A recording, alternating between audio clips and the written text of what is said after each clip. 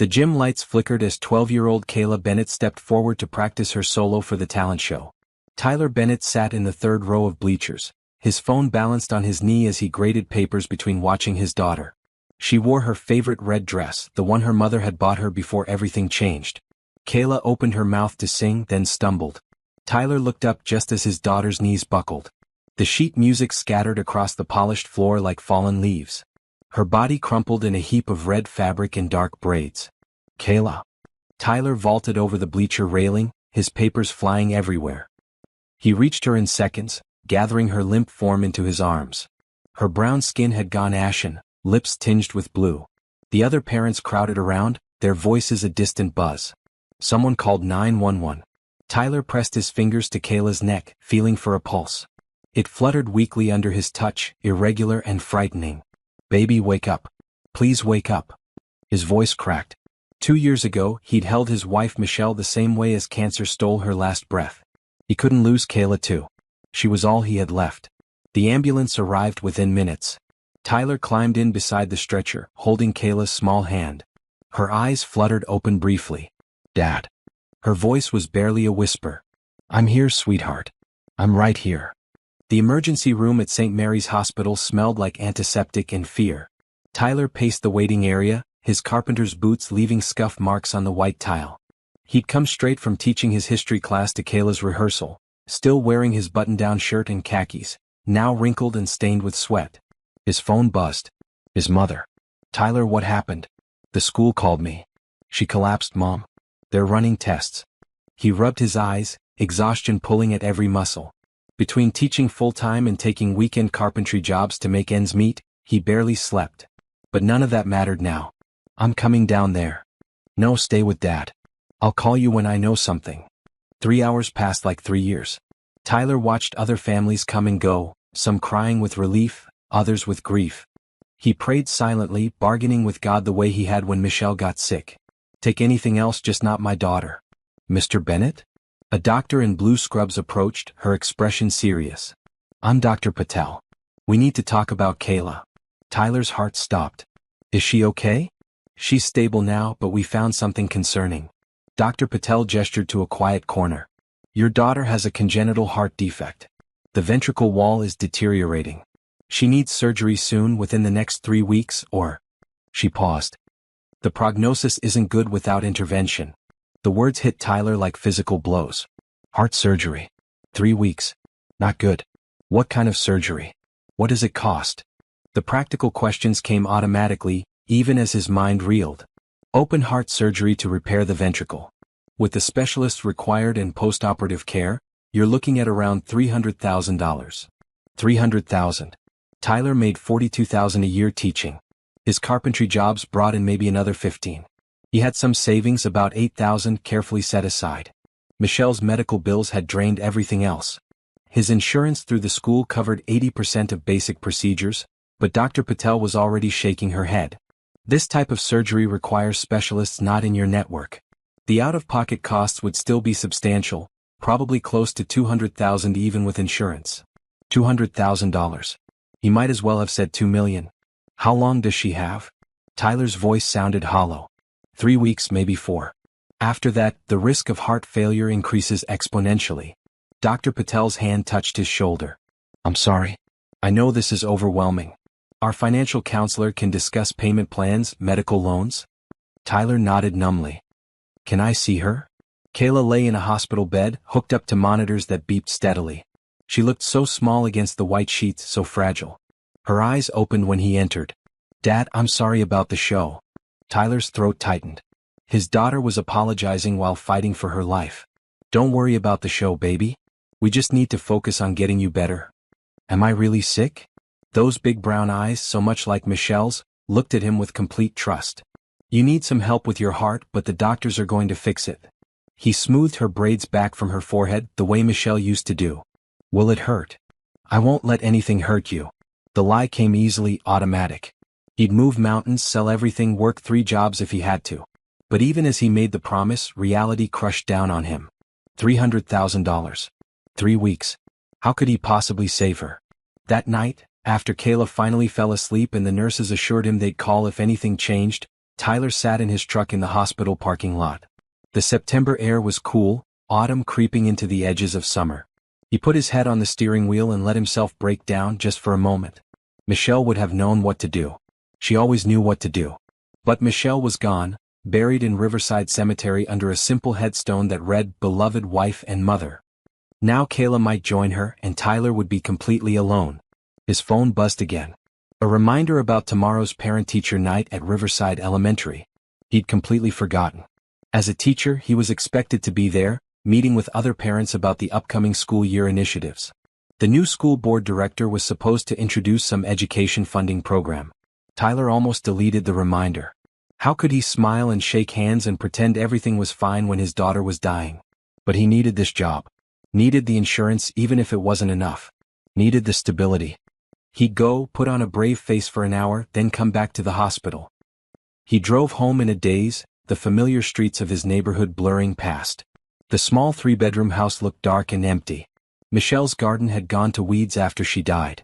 He kept meaning to fix it but never found the time. Inside, everything reminded him of happier days. Kayla's artwork on the refrigerator. Family photos on the mantle. Michelle's book still on the nightstand, bookmark holding her place forever. Tyler pulled out his laptop and started searching. Medical loans, crowdfunding, charity organizations, anything. The numbers swam before his tired eyes. Even if he got approved for loans, the monthly payments would be impossible. He'd lose the house. He thought about calling his parents, but they were living on retirement savings. His in-laws were in the same boat. Michelle's sister lived in California with 3 kids of her own, barely making it. There had to be a way. There had to be. By 3 in the morning, Tyler had filled out a dozen loan applications and started a crowdfunding page. He hated asking for help, hated the idea of strangers' pity, but pride meant nothing compared to Kayla's life. He fell asleep at the kitchen table, his head on his folded arms, and dreamed of Michelle telling him everything would be okay. But when he woke at dawn to his alarm, she was still gone and Kayla was still dying. The next day passed in a blur of teaching classes while his mind was at the hospital. His students noticed his distraction. His colleague and best friend Patrick, who taught math next door, pulled him aside during lunch. "Tyler, what's going on? You look terrible." Tyler told him. Everything. The words poured out in the empty classroom while students laughed and played outside. Patrick's dark face creased with concern. "Man, I'm so sorry. What can I do? I can lend you some money, not much, but..." "Thanks, Pat. I appreciate it." Tyler knew Patrick had his own family to support. "I'll figure something out." But would he? Time was ticking away, each hour bringing Kayla closer to the edge. That evening, Tyler forced himself to shower, change into clean clothes, and drive to the school for parent-teacher night. He moved through the motions like a puppet, shaking hands, nodding at conversations he barely heard. The gym where Kayla had collapsed yesterday was now set up with tables and refreshment stations. Parents mingled, discussing fundraisers and sports programs. Tyler grabbed a cup of coffee and tried to look engaged. "Good evening, everyone." Principal Morrison's voice boomed through the microphone. "Thank you for coming tonight. We have someone very special to introduce. Our new school board director has generously offered to fund several educational initiatives this year. Please welcome Ms. Brianna Cole." Tyler looked up as a woman in a blue business suit walked to the front. His coffee cup slipped from his fingers, hitting the floor with a splash. Those eyes. That face. 15 years older, more polished, radiating success and confidence, but unmistakably her. Brianna Cole. His first love. The woman who'd broken his heart in college and disappeared without explanation. She scanned the crowd as she spoke about education funding and community investment. Then her gaze landed on Tyler, standing frozen with coffee pooling around his feet. Her confident smile faltered. Their eyes met across the crowded gym, and for a moment 15 years vanished. They were 21 again, in love and planning a future together, before everything fell apart. Have you ever faced a moment where your past and present collided in the most unexpected way, when you were at your lowest point? If this story resonates with you, please subscribe and comment below what you think will happen when Tyler and Brianna finally speak after all these years. Your support means everything. Brianna recovered first, returning her attention to the presentation, but Tyler saw the slight tremor in her hands as she adjusted the microphone. Her voice remained steady as she outlined the new scholarship programs and technology grants for Riverside Elementary. Tyler barely heard the words. His mind spun with questions. What was Brianna doing here? How had she become a CEO? Why had she left him all those years ago without even a goodbye? The presentation ended to polite applause. Parents swarmed Brianna with questions and gratitude. Tyler considered leaving, but Patrick appeared at his elbow. "Dude, you okay? You look like you've seen a ghost." Something like that. Tyler watched Brianna laugh at something Principal Morrison said. She looked successful, happy, completely different from the struggling college student he'd loved. They'd met sophomore year at State University. Tyler had been working 3 part-time jobs to keep his scholarship, studying education because he loved working with kids. Brianna had been a business major, brilliant and ambitious, but also kind and funny. They'd fallen hard and fast, spending every free moment together. Then, right before graduation, she'd vanished. No phone calls returned, no texts answered. He'd gone to her apartment and found it empty. Her roommate said Brianna had transferred to some fancy business school in New York. No forwarding address. No explanation. It had nearly destroyed him. He'd loved her completely, had been planning to propose after graduation. Instead, he'd spent months trying to understand what he'd done wrong. Then he'd met Michelle at his first teaching job. Sweet, steady Michelle, who'd helped him heal and taught him to love again. They'd built a good life together, had Kayla, were happy. Until cancer stole it all away. Now here was Brianna, walking back into his life on the worst day he'd had since Michelle's funeral. "Tyler?" Her voice, slightly deeper than he remembered but still achingly familiar, came from behind him. He turned slowly. Up close he could see the changes time had made. Fine lines around her eyes, silver threaded through her black hair, an expensive watch on her wrist. But her smile, uncertain and hopeful, was exactly the same. "Brianna." His voice came out rougher than intended. "I can't believe it's you. When I saw the school roster, I saw your name listed as a teacher, but I thought it might be someone else." She twisted her hands together, a nervous gesture he remembered. "How are you? How was he?" His daughter was dying, he was drowning in debt, he hadn't slept properly in 2 years, and the woman who'd broken his heart was standing in front of him asking casual questions. "I'm fine. Congratulations on your success." He gestured vaguely at the presentation materials. "So, that's impressive. Tyler, She glanced around at the other parents nearby. "Can we talk somewhere private?" "I don't think that's a good idea." He needed to get back to the hospital, back to Kayla. This trip down memory lane was the last thing he could handle right now. "Please. I owe you an explanation. I've owed you one for 15 years. Patrick caught his eye and nodded encouragingly. Tyler sighed. Maybe getting closure would help somehow, though he doubted it. "Fine. The classroom down the hall is empty." They walked in silence, the familiar hallway feeling surreal. Tyler's classroom was at the end, his name on the door. He'd taught here for 8 years, first with Michelle visiting during lunch, then alone after she got sick, and now as a widower trying to save his daughter. He flipped on the lights. Student desks sat in neat rows, history posters covering the walls. A photo of Kayla in her red dress sat on his desk, taken at last year's talent show. She'd won second place singing a song Michelle had loved. Brianna saw the photo. "Is that your daughter?" "She's beautiful. Her name is Kayla. She's 12. Tyler leaned against his desk, arms crossed. "You wanted to talk?" Brianna took a breath. "I'm sorry. For leaving the way I did. I was young and scared and made a terrible mistake." "That's it? You disappeared from my life, and all you have to say is you were scared." Anger bubbled up, surprising in its intensity. He thought he'd gotten over this years ago. "My father found out about us. About how serious we were getting." Brianna's voice dropped. "He said if I didn't leave you and transfer to Columbia Business School immediately, he'd make sure you lost your scholarship. He had connections on the board. He would have done it, Tyler. He would have destroyed your future." The words hit Tyler like cold water. "What?" "He wanted me to marry someone from his business circle, someone who could help his company. You were a scholarship student working multiple jobs just to survive. He called you unsuitable." Her voice broke. "I was 21 and stupid, and I believed him when he said he'd ruin you. So I left to protect you." Tyler processed this.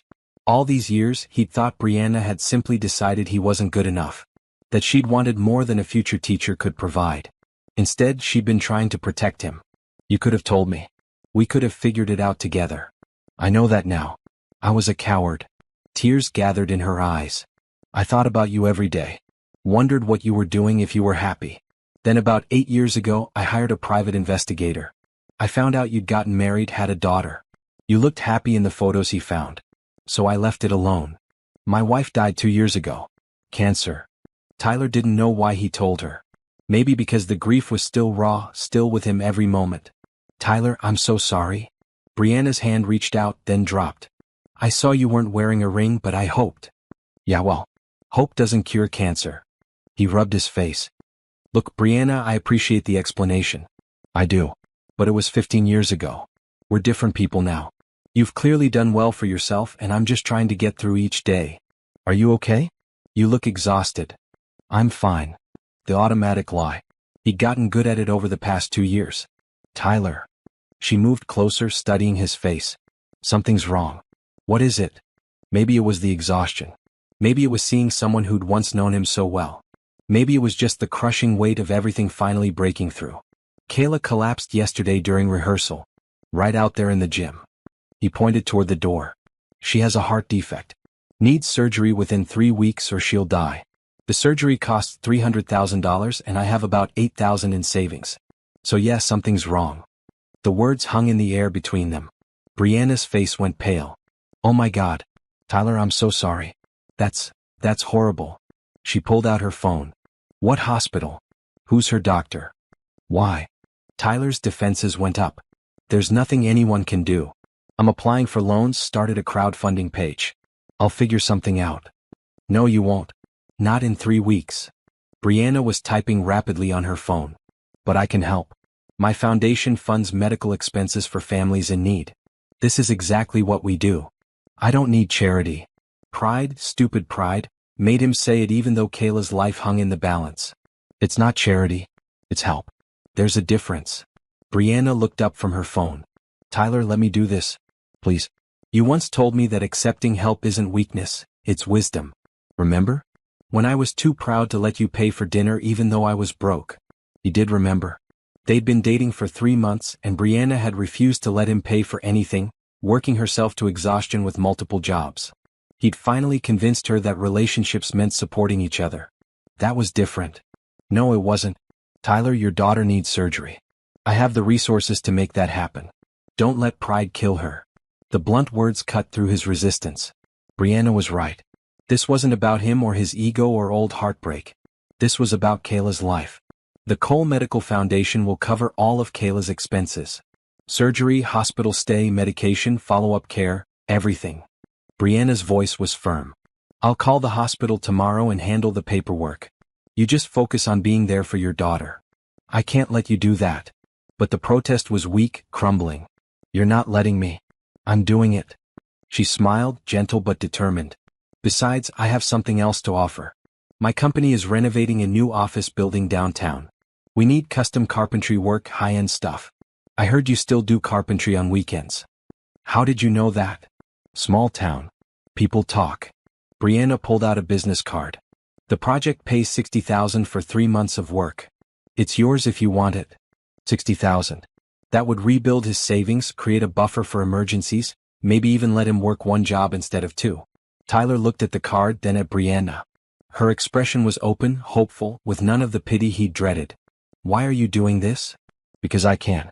Because 15 years ago, someone I loved needed my protection and I handled it badly. Because your daughter deserves every chance at life. Because kindness matters, Tyler. You taught me that. He thought about Kayla, alone in that hospital bed. Thought about Michelle, who would want him to accept help for their daughter's sake. Thought about all the years he'd spent being too proud to ask for assistance, working himself to exhaustion rather than admitting he needed support. Okay. The word came out quiet but sure. Thank you. Really. Thank you. Relief flooded Brianna's face. I'll call St. Mary's first thing tomorrow. What's Dr. Patel's direct number? As Tyler gave her the information, something shifted between them. Not romance, not yet. But a bridge being rebuilt, connection reforming. I should get back to the hospital, Tyler said after they'd exchanged phone numbers. Visiting hours end at 10. Can I come with you? I'd like to meet Kayla if that's okay. Tyler considered. Kayla would probably wonder who this mysterious woman was. But maybe having someone else there, someone who could actually help, would ease his daughter's fears. Sure. But fair warning, she asks a lot of questions. Brianna laughed, and the sound transported Tyler back 15 years to lazy Sunday mornings and late-night study sessions. I can handle questions. They drove separately to St. Mary's. The hospital was quieter at night, hallways dimmed, nurses speaking in hushed tones. Tyler led Brianna to Kayla's room on the cardiac floor. Kayla was awake, reading a book with her overhead light on. She looked up when they entered, her gaze immediately curious about the well-dressed stranger. "Hey baby. How are you feeling?" Tyler kissed her forehead. "Bored. The nurse said I have to stay in bed for observation." Kayla marked her page and set the book aside. "Who's this?" "This is Miss Cole. She's an old friend and she's going to help with your surgery." "Really?" Hope licked Kayla's face. "So I can get fixed?" "You can get fixed," Brianna confirmed, moving closer to the bed. "I run a foundation that helps families with medical bills. Your dad told me about your heart and we're going to take care of everything." "That's amazing." Kayla looked between them. "Were you and Dad really friends?" "He doesn't talk about his college days much." "We were very good friends," Brianna said diplomatically. "What are you reading?" The conversation flowed naturally after that. Brianna asked about Kayla's favorite subjects, her hobbies, the talent show she'd been practicing for. Tyler watched his daughter come alive, animated and excited despite the monitors and 4 lines. After half an hour, a nurse came in to check vitals and suggested Kayla get some rest. Tyler tucked her in, promising to return first thing in the morning. In the parking lot, Brianna walked him to his truck. The September night had cooled further, stars visible above the city lights. "She's wonderful, Tyler. You've done an incredible job raising her. Michelle did most of the hard work. I'm just trying not to mess it up." He unlocked his truck but didn't get in. "Brianna, I don't know how to thank you for this. You're saving her life." "You don't need to thank me. Just let her grow up healthy and happy. That's thanks enough." Brianna hugged him, brief but warm. "I'll call you tomorrow after I talk to the hospital. And seriously, think about that carpentry job. No pressure, but the offer stands." "I'll think about it." He would say yes. He knew he would. Pride was expensive and he couldn't afford it anymore. Driving home, Tyler felt something he hadn't felt in 2 years. Hope.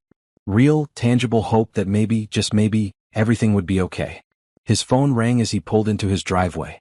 "Patrick. So, what happened with the mystery woman? You two looked intense." "She's Brianna. From college. It's complicated." "The Brianna?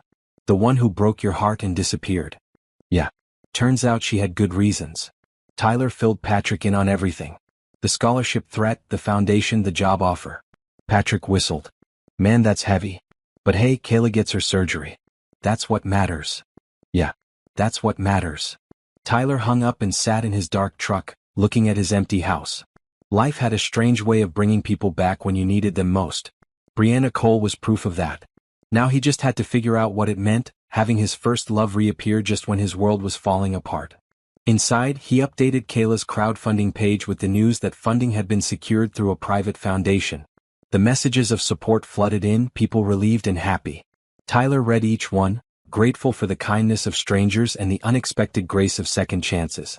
Tomorrow, Kayla's surgery would be scheduled. Tomorrow, he'd accept Brianna's job offer. Tomorrow, he'd start rebuilding. But tonight, for the first time in 2 years, Tyler Bennett went to bed and slept dreamlessly, peacefully, without the crushing weight of impossible problems. Hope was a powerful thing. True to her word, Brianna called Dr. Patel at 8 the next morning. Tyler was already at the hospital, having arrived at dawn to sit with Kayla during breakfast. His phone rang just as Kayla was complaining about hospital oatmeal. "Tyler, it's handled." Brianna's voice was crisp, professional.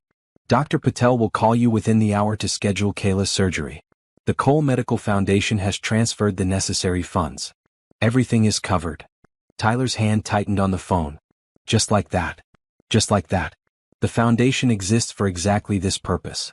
I've also connected Dr. Patel with Dr. Sarah Johnson, one of the best pediatric cardiac surgeons in the country.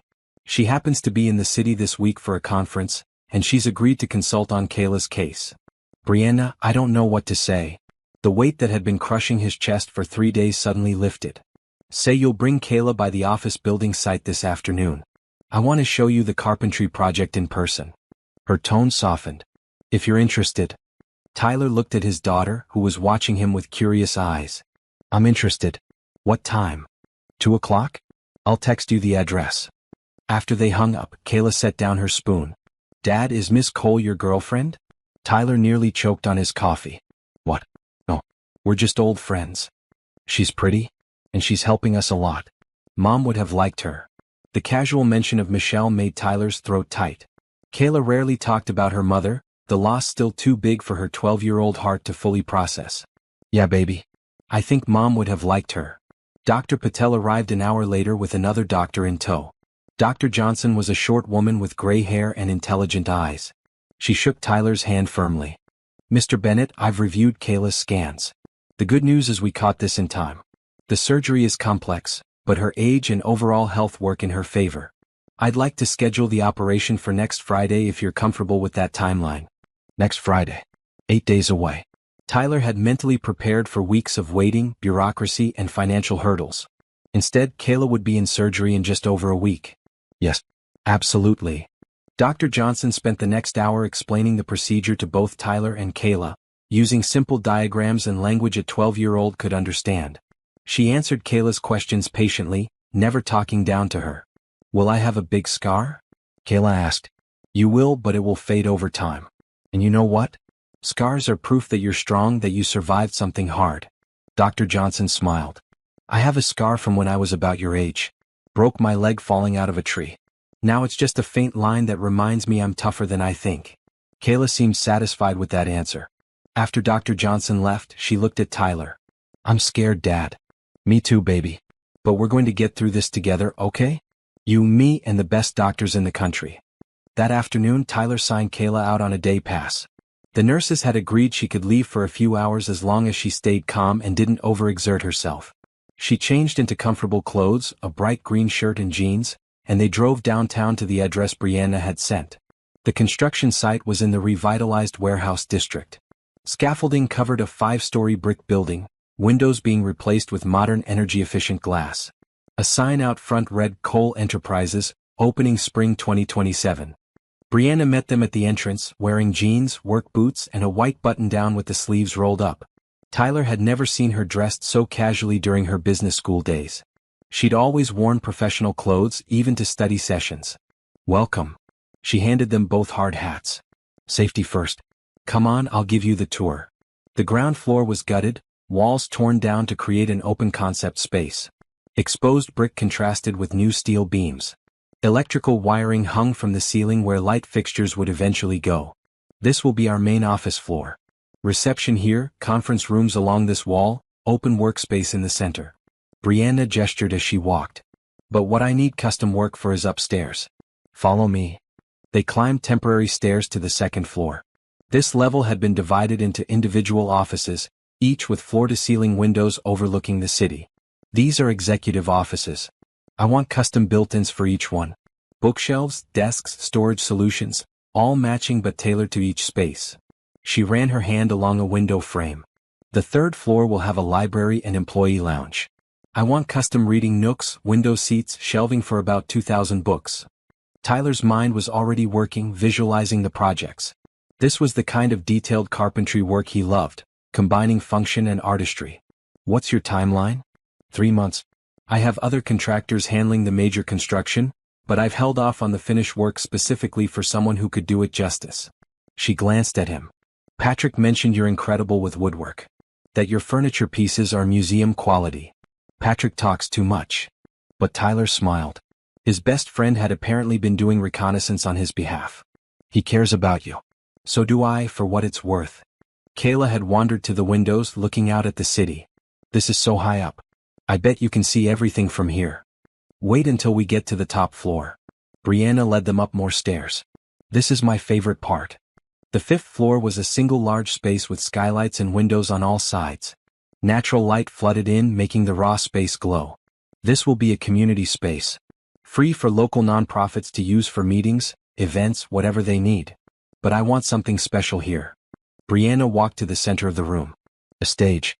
Custom built, with seating that can be rearranged for different uses. Acoustic panels on the walls. Top quality lighting. I want this to be a place where kids like Kayla can perform, where artists can showcase their work, where the community can gather. Tyler looked around, seeing the potential. You're building a performance space into your office building? Why not? Cole Enterprises makes money so we can give back. This is part of that. She looked at Kayla. What do you think? Would you want to perform here someday? Kayla's eyes were huge. Really? On a real stage? A real stage built just for people like you who have something to share with the world. Tyler watched his daughter's face light up with joy, and something shifted in his chest. This woman who'd broken his heart 15 years ago was now giving his daughter hope and dreams beyond just surviving surgery. "I want the job," he said quietly. "If the offer still stands." "It stands?" Brianna pulled out a folder from her bag. "Contract, payment schedule, materials budget. Look it over, negotiate anything you want changed. I want this to be fair." They sat on upturned buckets while Kayla explored the empty space, her footsteps echoing. Tyler read through the contract carefully. The terms were generous. $60,000 over 3 months, half paid up front, the rest on completion. Material costs covered separately. Full creative control over designs, subject to her approval. "This is more than fair. It's overly generous. I pay for quality. Your work is worth it." Brianna watched Kayla, who was singing softly to herself, testing the acoustics. "She has a beautiful voice. She gets that from Michelle. I can't carry a tune to save my life." Tyler signed the contract, his carpenter's hands familiar with the weight of pens and promises. "When do I start?" "Whenever you're ready. The main construction finishes in 2 weeks. After that, the space is yours." She hesitated. "Tyler, about Michelle. What was she like?" The question surprised him. Most people avoided mentioning his late wife, afraid of causing pain. But Brianna's curiosity seemed genuine, kind. She was steady. Calm. The kind of person who made everyone around her feel safe. Tyler stared at his signed name on the contract. "She taught 2nd grade. Loved gardening, terrible at cooking, could organize anything. When she got sick, she faced it with grace I couldn't have managed. Right up until the end." "How long were you married?" 10 years. We met when I started teaching at Riverside. She was in the classroom next door. Took me 6 months to work up the courage to ask her out." He smiled at the memory. "She said yes immediately. Told me later she'd been waiting for me to ask since the first week." "She sounds wonderful." She was. Tyler looked up, meeting Brianna's eyes. "I loved her. Completely. She wasn't a consolation prize after you left." "I never thought that." Brianna's voice was gentle. "I'm glad you found someone who loved you the way you deserved. I'm just sorry she's gone." Kayla returned, slightly out of breath. "Dad, can we get lunch? I'm starving." They found a diner 2 blocks away. Kayla ordered a burger and fries, delighted to eat real food instead of hospital meals. Brianna asked about school, friends, favorite movies. Tyler watched them talk, seeing how naturally they connected. "So Miss Cole, why did you come back to this city?" Kayla asked, dipping a fry in ketchup. "If you're a big CEO, couldn't you be anywhere?" Smart question. "Honestly, I missed it here. I spent 15 years in New York building my company, but it never felt like home. When I had the chance to open a regional office, I chose this city specifically." She glanced at Tyler. "Some roots go deep." After lunch, they returned Kayla to the hospital. She was tired, the outing having used up her limited energy. Tyler tucked her in for a nap, promising to return after he taught his afternoon classes. In the parking lot, Brianna walked him to his truck again. This was becoming a habit. "Thank you for taking the job. I know it was about more than just money." "It is about money," Tyler admitted, "but also about doing work I love. You gave me both. That's rare." "I have a confession." Brianna leaned against his truck. "When I decided to open an office here, I looked you up. Found out you were teaching at Riverside. The carpentry job isn't charity. I genuinely need someone with your skills. But the location, the timing, it was all deliberate. I wanted a reason to see you again." Tyler absorbed this. "Why? After 15 years, why come back?" "Because I never stopped thinking about you. Because I built a successful company and made millions of dollars, but I was never truly happy. Because my father died 3 years ago, and his last words were regrets about the things he'd forced me to do. Including leaving you." She met his eyes. "I'm not expecting anything. I know you lost your wife, that you're focused on Kayla. I just needed you to know I came back intentionally, not accidentally." The honesty was refreshing. Tyler had spent 15 years wondering, imagining, hurting. Now here was Brianna laying everything bare. "I don't know what to say." "You don't have to say anything. Just let me help with Kayla, let me give you good work, and maybe we can be friends again. That's all I'm asking for." Friends. Tyler could do friends. Especially with someone who was saving his daughter's life and offering him meaningful work. "Okay. Friends." Brianna's smile was bright, genuine. "Friends." She drove away in a sleek car Tyler couldn't even name.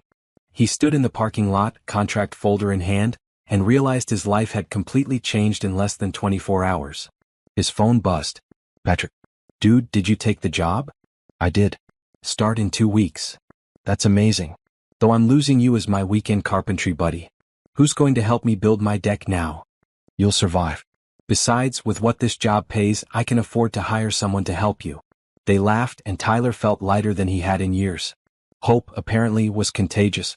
That evening, Tyler's parents came to visit Kayla. They brought flowers and cards from the neighbors. Everyone had heard about the collapse and wanted to send their love. His mother, Patricia, pulled him aside while his father played cards with Kayla. Tyler, honey, where did this foundation money come from? You said you'd applied for help, but this was so fast. He explained about Brianna, the reunion, everything. His mother listened intently, her brown face thoughtful. Is she married? This Brianna? Mom? I'm just asking. She sounds very generous. And you mentioned she's funding the surgery personally? Through her foundation, yes. Aha. His mother's knowing look made Tyler groan. What? I'm just saying, a successful woman who comes back to town and immediately helps her college ex-boyfriend sounds like someone who cares. We're just friends, Mom? Sure you are. She patted his arm. Your father and I started as just friends too. Look how that turned out. 42 years of marriage. Tyler chose not to argue. His mother was impossible when she got an idea in her head. Instead, he joined the card game, letting Kayla's laughter wash over him. Later, after his parents left and Kayla slept, Tyler sat in the hospital room and thought about friendship, about second chances, about how life could change in a heartbeat for better or worse. Brianna Cole was back in his life, and whether he was ready for it or not, things would never be the same. The next week passed in a blur of preparation. Dr. Johnson scheduled additional tests for Kayla, all covered by the Cole Medical Foundation. Tyler continued teaching but arranged for substitute coverage for the 2 weeks following surgery. Patrick volunteered to handle his classes, waving away Tyler's gratitude. That's what friends do, man. Besides, I've always wanted to teach history. How hard can it be? My students will eat you alive. I taught middle school math for 10 years. I've survived worse. Brianna came by the hospital every evening after work, bringing books and games for Kayla. She'd arrive in her business clothes, then kick off her heels and sit cross-legged on the floor while Kayla beat her at card games. Tyler watched these interactions with mixed feelings. Gratitude, certainly. Kayla had been withdrawn and scared before Brianna's visit started. Now she was animated, talking about the future, making plans for after surgery. But there was something else too. A warmth in his chest when Brianna laughed. A flutter when their hands accidentally touched passing cards. Feelings he'd thought died with Michelle. On Thursday evening, 4 days before the surgery, Brianna arrived with takeout from Kayla's favorite Thai restaurant. The nurses had given permission for outside food as a treat. Pad Thai with extra peanuts as requested. Brianna set up the containers on the rolling table. And spring rolls because everyone needs spring rolls. They ate together, the three of them, in Kayla's hospital room. The cardiac monitors beeped steadily in the background, but for a moment, it felt almost normal. Like a family dinner. Kayla monopolized the conversation, telling Brianna about her friends at school, the latest drama in 6th grade, her plans to audition for the school musical next semester if she was healthy enough. When I'm recovered, will I be able to sing again? Like without getting tired? Dr. Johnson had visited that morning to answer final questions. Dr. Johnson says after recovery, you'll be able to do everything other kids do. Maybe even more because your heart will be stronger than it was before. So I could run? I've never been able to run long distances. I always got too tired. You'll be able to run, Tyler confirmed. Track team, soccer, whatever you want to try. Kayla grinned. Maybe I'll do cross country. That would be cool. After dinner, Kayla wanted to watch a movie. She chose an animated film about a girl who went on an adventure to save her family. Tyler settled into the uncomfortable chair that had become his second home, while Brianna sat on the foot of the bed. Halfway through the movie, Kayla fell asleep, her head on the pillow, one hand clutching the stuffed bear the nurses had given her. Tyler gently covered her with a blanket. She's exhausted, Brianna whispered. All the tests this week. Yeah. But she's handling it better than I expected. Tyler turned off the movie but left the soft overhead light on. Better than I'm handling it, honestly. You're terrified. That's normal. I keep thinking about all the things that could go wrong. The surgery is risky even with the best surgeon. What if something happens? What if I lose her too?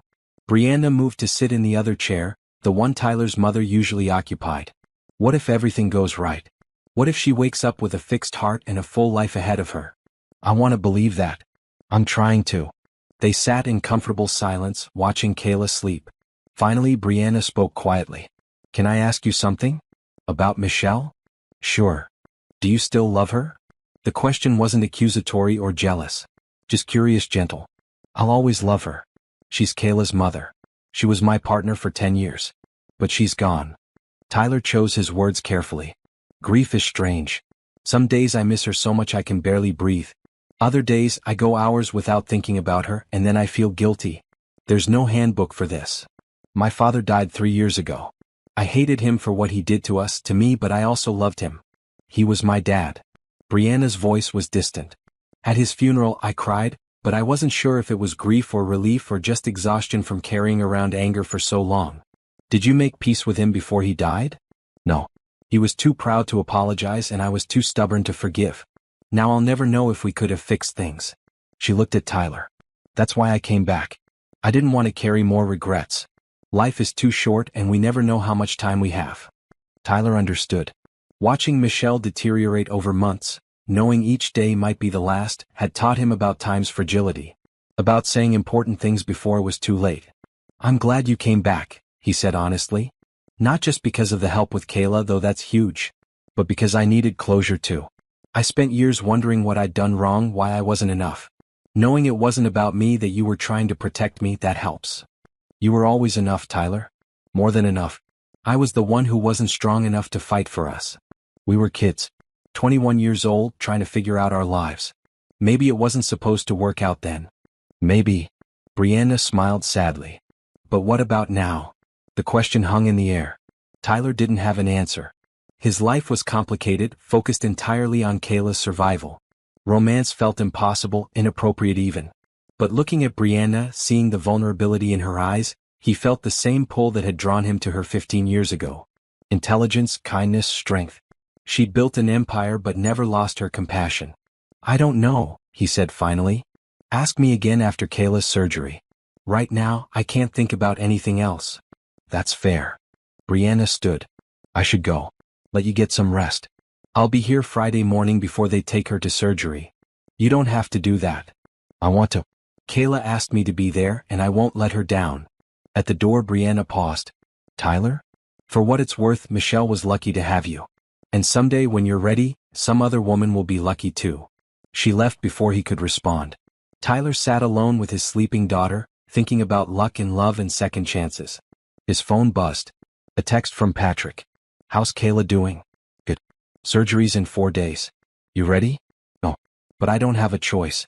You've got this, man. Kayla's tough like her dad. Tyler hoped so. He'd survived losing his wife. Losing his daughter would destroy him completely. That night, sleeping in the chair beside Kayla's bed, Tyler dreamed of the past. Of college days with Brianna, studying in the library, stealing kisses between classes. Of proposing to Michelle in her classroom after school, getting down on one knee while she laughed and cried. Of holding newborn Kayla, terrified and awed by the tiny life depending on him. He woke to Kayla shaking his shoulder. Dad, you were talking in your sleep. Sorry, baby. Just dreams. Were they good dreams or bad dreams? Both. Memories mostly. Kayla settled back into bed. Do you think Mom would like Miss Cole? Tyler considered. Michelle had been secure, never jealous, always wanting him to be happy. Yeah. I think she would. Good. Because I really like her. She's nice and she makes you smile. She does. You haven't smiled like that since Mom got sick. Like you're happy and not just pretending to be happy. Children saw too much. Tyler ruffled Kayla's braids. Get some sleep. Big day of tests tomorrow. Dad? I'm scared about the surgery. Me too, baby. But Dr. Johnson seems really good. And Miss Cole said she'll be there when I wake up. You too, right? Wild horses couldn't keep me away. Kayla smiled. That's what Mom used to say. Yeah. It was one of her favorite expressions. They fell asleep holding hands, father and daughter facing the unknown together. The next 3 days were a countdown. Final pre-op tests, consultations, consent forms. Tyler signed paperwork giving doctors permission to cut open his daughter's chest and repair her broken heart. The pen felt heavy in his hand. Brianna brought the signed carpentry contract and the upfront payment. $30,000 deposited in his account just like that. Tyler stared at his bank balance on his phone, seeing numbers he hadn't seen since before Michelle got sick. "What will you do with it?" Brianna asked. They were having coffee in the hospital cafeteria, stealing 20 minutes while Kayla napped. "Pay off some debt. Build up savings again. Maybe fix Michelle's garden." Tyler stirred his coffee. "She loved that garden. Spent every weekend working in it. After she died, I couldn't bear to look at it. Let it go wild. But Kayla mentioned missing it the other day. That sounds perfect. A living memorial. What about you? What do you do when you're not running a company or saving people's lives?" Brianna laughed. "Honestly? Not much. I work a lot. Read business books. Go to charity events. My life is pretty empty outside of work." "No relationships? Someone as successful as you?" "A few over the years. None that stuck. Turns out I'm picky." She met his eyes. "I kept comparing everyone to a memory." Tyler's heart skipped. "That's not fair to them. Or to you." "I know. But the heart wants what it wants, even when it's impractical and 15 years too late." Before Tyler could respond, his phone rang. "Dr. Johnson." "Mr. Bennett, I wanted to confirm. Surgery is scheduled for tomorrow at 7 a.m. Kayla should be in recovery by early afternoon if everything goes smoothly. Do you have any last questions?" "Tomorrow." The word felt surreal. "No questions. We'll be ready." After he hung up, Brianna reached across the table and squeezed his hand. "She's going to be fine." "You can't know that." "I can hope it. And hope is powerful." They returned to Kayla's room together. His daughter was awake, playing a game on the tablet Brianna had brought her. "Dad, Miss Cole, guess what? The nurse said I can have ice cream tonight. Any flavor I want." "What flavor are you thinking?" Tyler asked. "Chocolate with peanut butter. It's the best." Kayla paused her game. "Is tomorrow really the day?" "Tomorrow's really the day." Kayla nodded, her young face serious. "Okay, I'm ready." Tyler wished he could say the same. That evening, Tyler's entire family came to visit. His parents, Michelle's parents, his sister from 2 hours away, even cousins he hadn't seen in months. They crowded into Kayla's room, bringing love and noise and support. Michelle's mother, Patricia, hugged Tyler for a long time. "Michelle would be so proud of how you're handling this. You're a good father, Tyler." "I'm trying." "That's all any of us can do." When visiting hours ended, the family reluctantly left. But Tyler's mother lingered. "Where's that Brianna woman? I wanted to thank her. She said goodbye earlier. Had a late business call." "Well, tell her we're grateful. For everything." His mother studied his face. "She seems special." "Mom? I'm just saying. Michelle would want you to be happy, Tyler. She loved you too much to want you alone forever. It's too soon. And too complicated. Life is always complicated. Doesn't mean you stop living it." She kissed his cheek. "Get some rest. Tomorrow's a big day." After everyone left, Tyler lay down on the cot the nurses had set up for him. Kayla was already asleep, sedated slightly to help her rest before surgery. His phone lit up with a text. "Brianna. Thinking of you both tonight. Kayla is strong and so are you. See you in the morning." Tyler stared at the message then typed back. "Thank you. For everything. Not just the money and the job. For being here." Her response came quickly. "Where else would I be?" Tyler set his phone aside and closed his eyes. Tomorrow would bring fear and hope in equal measure. But tonight, in this quiet room with his daughter breathing steadily nearby, he let himself feel grateful. For medical science. For generous friends. For second chances. For Brianna Cole, who'd come back into his life at exactly the right moment, whether by accident or design. Sleep came slowly, but when it did, Tyler dreamed of the future. Of Kayla running cross-country, of finishing the community space at Cole Enterprises, of Michelle's garden blooming again. And maybe, just maybe, of brown eyes that had haunted him for 15 years finally finding their way back home. Tyler didn't sleep much. Every time he closed his eyes, he imagined worst-case scenarios. By 5 a.m., he gave up and sat watching Kayla sleep, memorizing her peaceful face. At 6, the nurses came to prep her for surgery. They were cheerful and efficient, checking vitals and starting new 4 lines. Kayla woke groggily, disoriented. "Is it time?" "It's time, baby." Tyler helped her sit up, his hands steadier than he felt. Dr. Johnson appeared at 6:30, wearing scrubs and a confident smile. "Good morning, Kayla. Ready to get that heart fixed?" "I guess so." Kayla's voice was small, scared. I've done this surgery over 200 times. You're in excellent hands. Dr. Johnson squeezed Kayla's foot. I'll see you in the operating room, okay? As the surgical team prepared to wheel Kayla away, Brianna arrived. She wore jeans and a blue sweater, her hair pulled back, no makeup. She looked younger, more like the college student Tyler remembered. Sorry I'm late. Traffic. She moved to Kayla's side. Hey brave girl. How are you feeling? Scared. That's okay. Being scared means you're human. Brianna held Kayla's hand. But here's what I know. You're strong, Dr. Johnson is brilliant, and your dad loves you more than anything in the world. That's a pretty good combination. Kayla managed to smile. Will you really be here when I wake up? I promise. Wild horses couldn't keep me away. Tyler's chest tightened hearing his words, Michelle's words, come from Brianna's mouth. The orderly began wheeling the bed toward the elevators. Tyler and Brianna walked alongside, one on each side. In the elevator, Kayla looked between them. Dad? If something happens. Nothing's going to happen. But if it does, don't be sad forever, okay? Mom wouldn't want that. She'd want you to be happy. Tyler couldn't speak around the lump in his throat. He just kissed her forehead, breathing in her smell of hospital soap and kid shampoo. At the surgical floor doors they had to stop. Only medical personnel beyond this point. Kayla gripped both their hands. I love you, Dad. I love you too, baby girl. So much. She looked at Brianna. Thank you for everything, Miss Cole. Call me Brianna. And you're welcome, sweetheart. Then the doors swung shut and Kayla was gone. Tyler stood frozen, staring at the closed doors. Brianna's hand found his. Come on. Let's find the waiting room. The surgical waiting area was depressing. Beige walls, uncomfortable chairs, outdated magazines. A coffee maker in the corner dispensed something that barely qualified as coffee. Tyler paced while Brianna sat, watching him. You should sit. It's going to be hours. I can't sit. He paced another lap. What if something goes wrong? What if she doesn't wake up? What if? Tyler. Brianna stood and stopped him, hands on his shoulders. Breathe. You're spiraling. My daughter is on an operating table getting her heart cut open. I'm allowed to spiral. You are. But it won't help her. Her voice was gentle but firm. Kayla needs you strong when she wakes up. So sit down, drink terrible coffee, and let yourself trust that Dr. Johnson knows what she's doing. Tyler let himself be guided to a chair. Brianna sat beside him, their shoulders touching. The contact was grounding, comforting.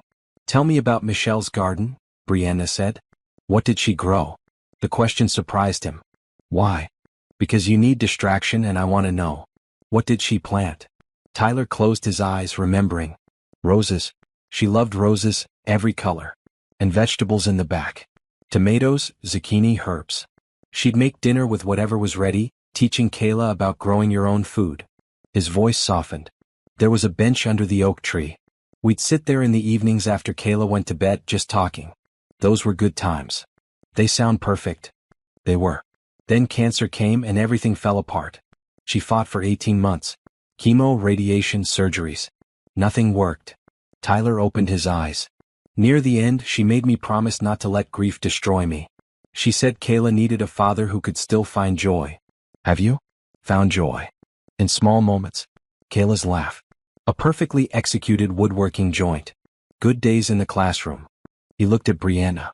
And this week, surprisingly. Yeah. Having you around. It's been nice. Confusing but nice. Brianna smiled. Confusing I can work with. Other families filtered in and out of the waiting room as the morning progressed. Some got good news and left crying happy tears. Others got bad news and left crying different tears. Tyler tried not to watch, tried not to imagine which group he'd be in. At 10 o'clock, Patrick arrived with breakfast sandwiches and actual good coffee. Figured you two might need this. He handed out the food. Any news? Not yet. Surgery can take 4 to 6 hours. Tyler unwrapped the sandwich but couldn't eat. His stomach was tied in knots. She's going to be fine, man. Kayla's tough. Everyone keeps saying that. Because it's true. Patrick settled into a chair across from them. Remember when she was 7 and broke her arm falling off the monkey bars? She didn't even cry. Just walked to the nurse's office and calmly explained what happened. Tyler remembered. Michelle had been so proud of Kayla's composure. She gets that from her mother. And from you. You're the calmest person I know in a crisis. I don't feel calm right now. Inside calm. The kind that counts. Patrick glanced at Brianna. So you're the famous Brianna. I've heard stories. All good, I hope. Brianna shook his hand. Mostly. A few about heartbreak and disappearing, but I assume there's more to that story. Patrick. Tyler shot him a warning look. What? I'm protective. Tyler's my best friend. Someone breaks his heart, I want to know why. Her father threatened to destroy my scholarship unless she left. She was protecting me. Tyler's voice was flat. Any other questions? Patrick whistled.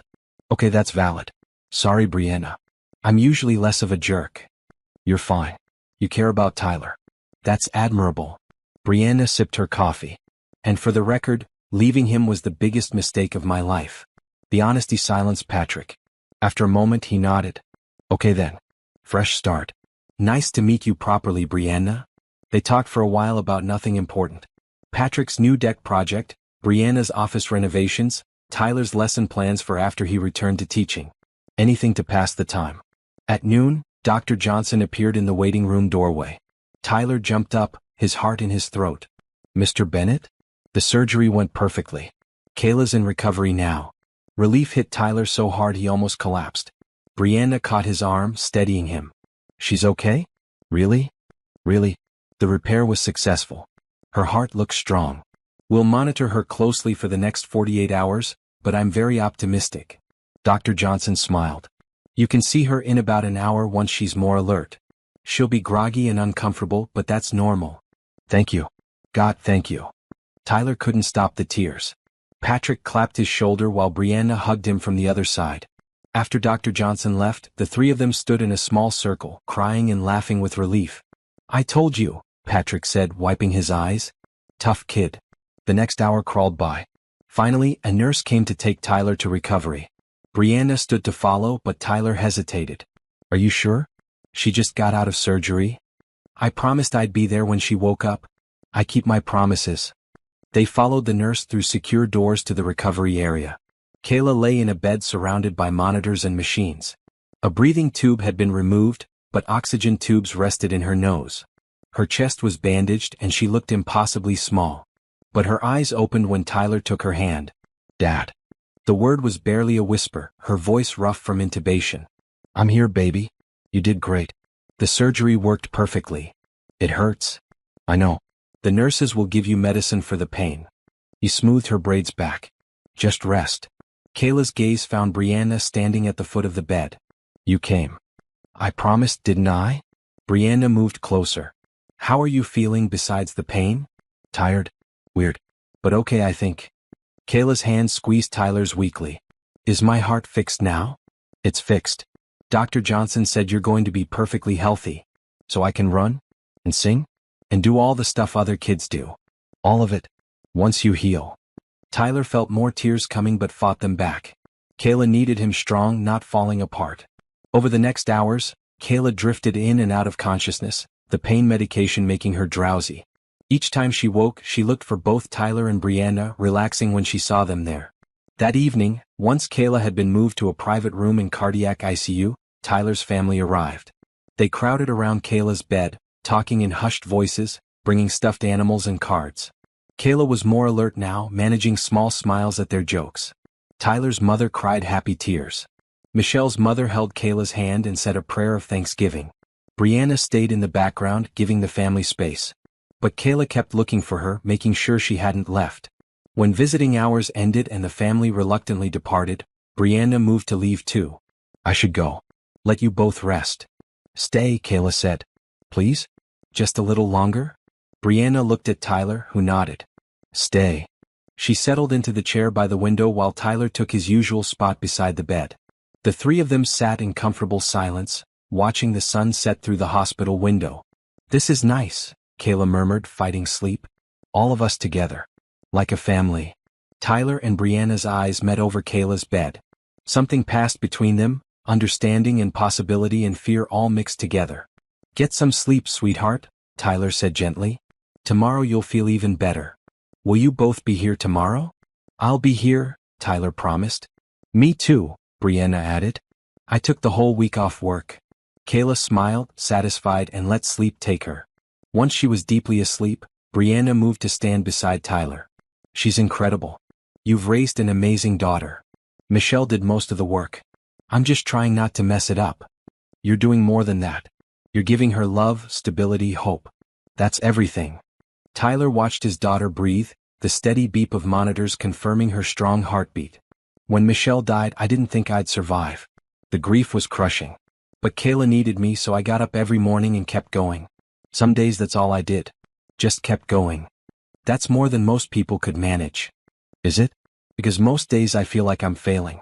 Working too much, not spending enough time with her, letting the house fall apart, forgetting to buy groceries or sign permission slips. I'm constantly behind, constantly exhausted. You're human. Single parenting is impossible. Anyone who does it at all is a hero. Tyler turned to face her. Thank you for being here today. I know you barely know Kayla, but your presence meant everything to her. To me too. I want to be here.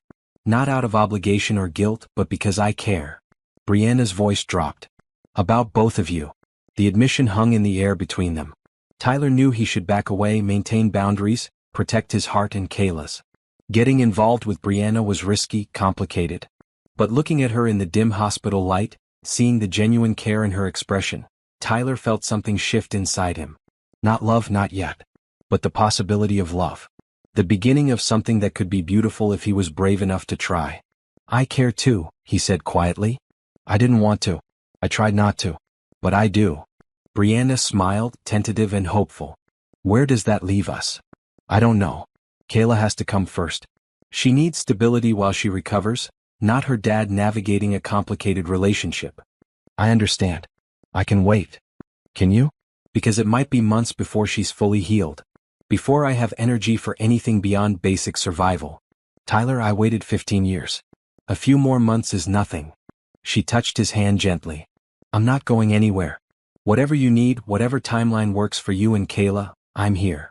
The promise felt genuine. Tyler wanted to believe it. Okay. Friends for now. Close friends.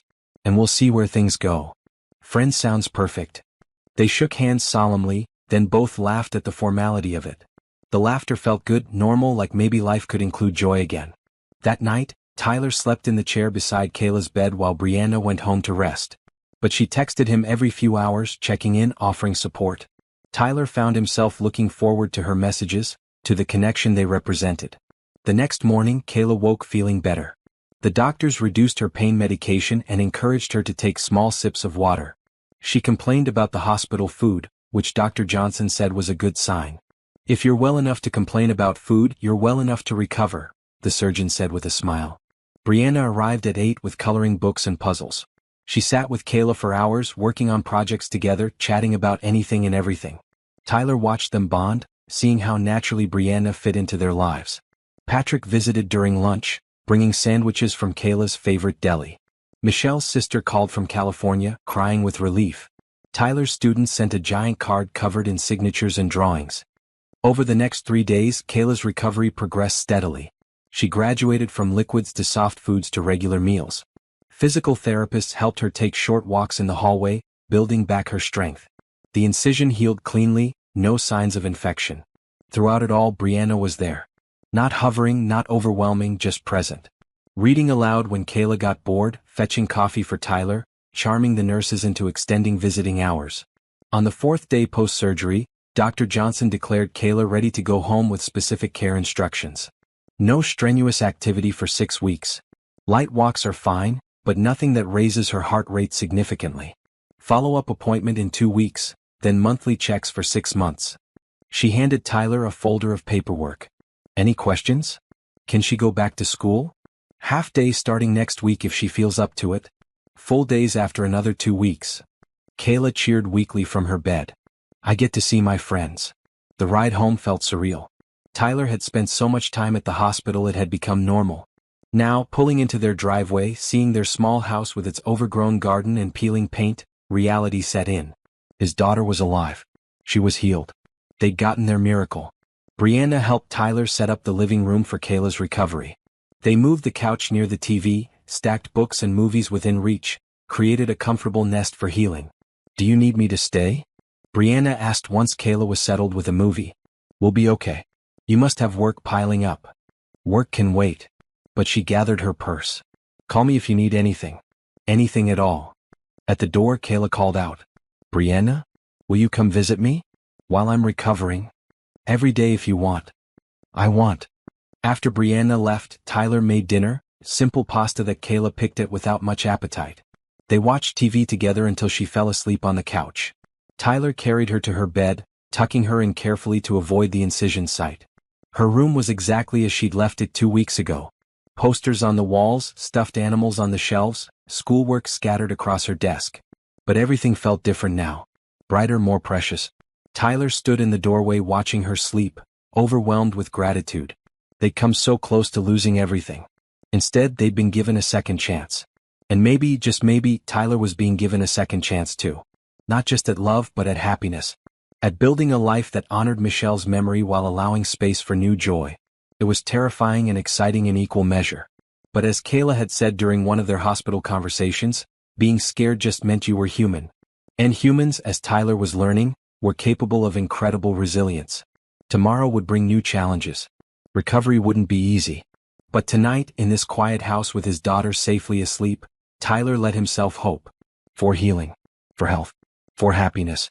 And maybe, eventually, for love. 2 weeks after surgery, Kayla returned to school for half days. Tyler drove her every morning, watching anxiously as she walked slowly into Riverside Elementary.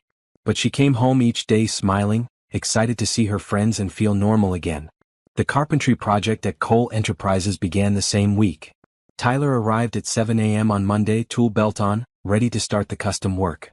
The building had transformed since his initial tour. The major construction was complete, leaving clean spaces ready for his finishing touches. Brianna met him on the second floor, wearing jeans and a work shirt, hair pulled back in a ponytail. Good morning. Ready to build something amazing? Always. Tyler set down his toolbox, surveying the executive offices. Which one do you want to start with? This one. She led him to the corner office. It's mine so you can experiment here. If I hate it, we'll redo it before tackling the others. They spent the morning discussing designs. Tyler sketched concepts while Brianna gave feedback. She wanted built-in bookshelves covering 2 walls, a window seat overlooking the city, a custom desk with hidden storage. I spend 12 hours a day working. It should be a space that inspires me, not drains me. She gestured to the large windows. I want to look up from my desk and see sky. That matters. Tyler understood. His classroom had windows facing the courtyard. On hard days, watching students play outside reminded him why he taught. They worked side by side, measuring and planning. Tyler was conscious of her presence, the way she moved through space, her thoughtful questions about each design element.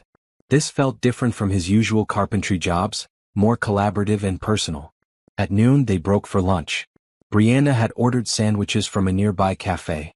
They sat on upturned buckets, eating and talking. How's Kayla adjusting? Better than I expected. She gets tired easily, but she's happy to be back with friends. Tyler bit into his sandwich. She asks about you constantly.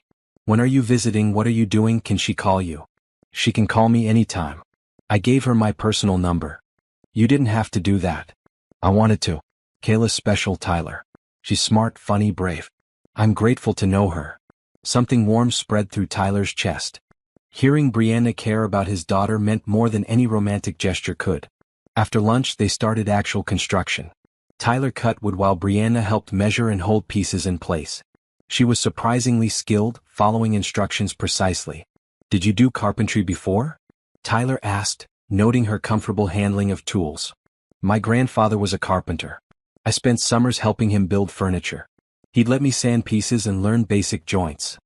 Her expression softened with memory. He died when I was 16. I'd forgotten how much I enjoyed this. Why business instead of working with your hands? Family pressure. My father wanted me in the corporate world. Said carpentry was a hobby, not a career. I believed him. She helped Tyler lift a large bookshelf frame into position. But he was wrong. There's dignity in creating something tangible, something that lasts. Tyler secured the frame. That's why I love both teaching and carpentry. Both let you build things. One builds minds, the other builds physical objects. Both matter. You're a good teacher. Patrick told me. Patrick talks too much. He said your students love you. That you make history come alive, help kids who struggle, stay late tutoring anyone who needs help. Brianna handed him another board. That's rare. Most teachers burn out. I came close.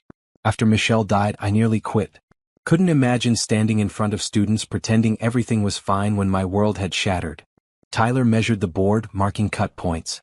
But then I realized teaching was the one thing that still made sense. Kids needed someone to care, and I could still do that even while grieving. You're stronger than you think.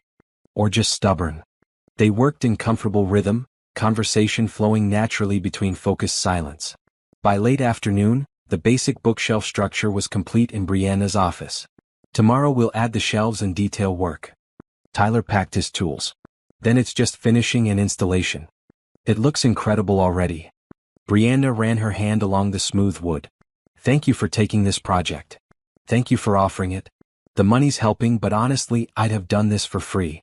Creating something this beautiful is its own reward. They walked out together into the late September sunshine.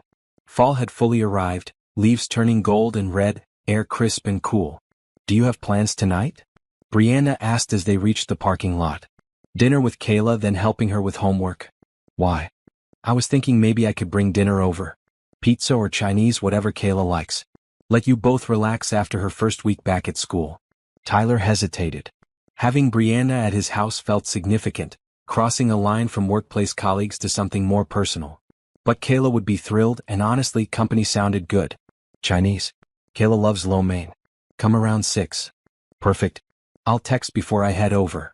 That evening, Tyler cleaned the house in a panic. He'd been so focused on Kayla's recovery he'd let everything slide. Dishes piled in the sink, laundry overflowing, dust coating every surface.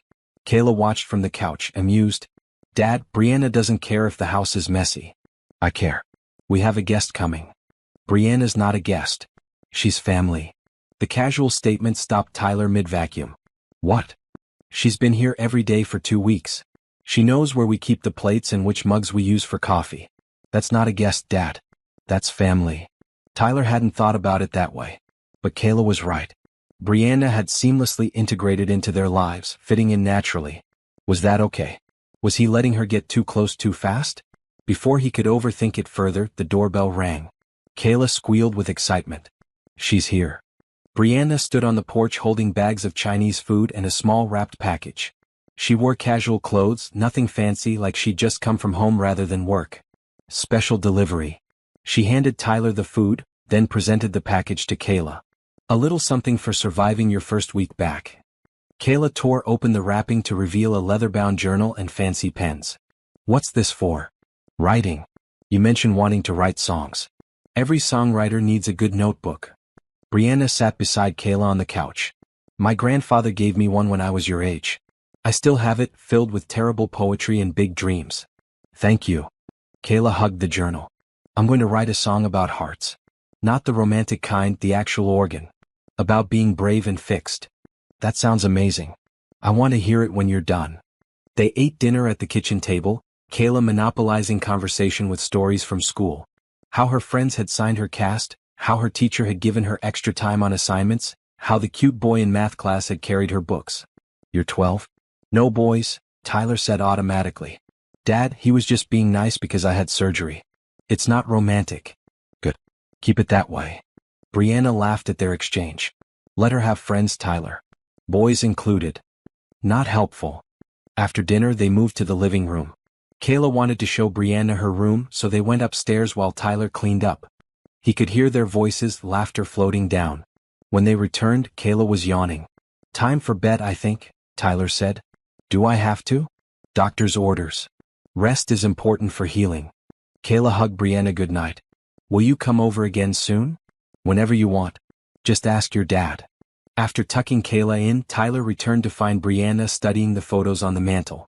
She held one of Michelle and Tyler on their wedding day, both young and hopeful. She was beautiful. Inside and out. Tyler took the frame gently.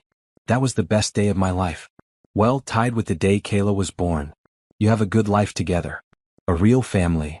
Brianna's voice held wistfulness. That's what I always wanted but never found. It's not too late. You're only 36. I know. But building a life with someone requires time and presence. My company demanded everything. I chose ambition over relationships. She looked at Tyler. What about you? Have you thought about dating? Moving forward? The question had been lurking for weeks. Tyler considered his answer carefully. Honestly, I didn't think I'd ever want to date again. Michelle was it for me. We built a life together, raised a daughter, were partners in every way. The idea of starting over with someone new felt exhausting and wrong. But Kayla deserves to see love modeled again. She deserves to know that her mother's death doesn't mean our family ends. And maybe, just maybe, I deserve happiness too. You definitely deserve happiness. They sat on the couch, a careful distance between them. Tyler was hyper-aware of her presence, the way her leg was inches from his, how easy it would be to reach out and touch her hand. But he didn't. Not yet. Can I ask you something? Brianna said. And you can tell me if it's too personal. Ask. Do you think Michelle would approve of us reconnecting? Tyler had thought about this constantly. Yeah, I do. Michelle wasn't jealous or possessive. She wanted me happy. Before she died, she made me promise not to shut down, not to stop living. He paused. She even said if I met someone else, someone who made me laugh and supported me with Kayla, she'd be glad. At the time I thought she was crazy. But Michelle understood things I didn't. She sounds wise. She was. Patient, kind, wise. Everything I needed after you left. Tyler met Brianna's eyes. I loved her completely. But she's gone. And I'm still here, still alive, still capable of feeling things I thought died with her. What kind of things? Hope. Attraction. The possibility of love again. Tyler's voice dropped. Specifically with you. Brianna's breath caught. Tyler. I'm not ready yet. Kayla needs more time to heal, and honestly so do I. But I wanted you to know. You asked me to tell you after the surgery, and I'm telling you. I'm falling for you again, Brianna. Or maybe I never stopped. The confession hung between them. Brianna's eyes shone with tears. I love you, Tyler. I never stopped. 15 years, dozens of other people, none of it mattered. It was always you. Tyler reached out and took her hand. The contact sent electricity through him, familiar and new all at once. Can we take this slow? Let Kayla adjust. Let me figure out how to balance being a father and being in a relationship. As slow as you need. Brianna squeezed his hand. I've waited 15 years.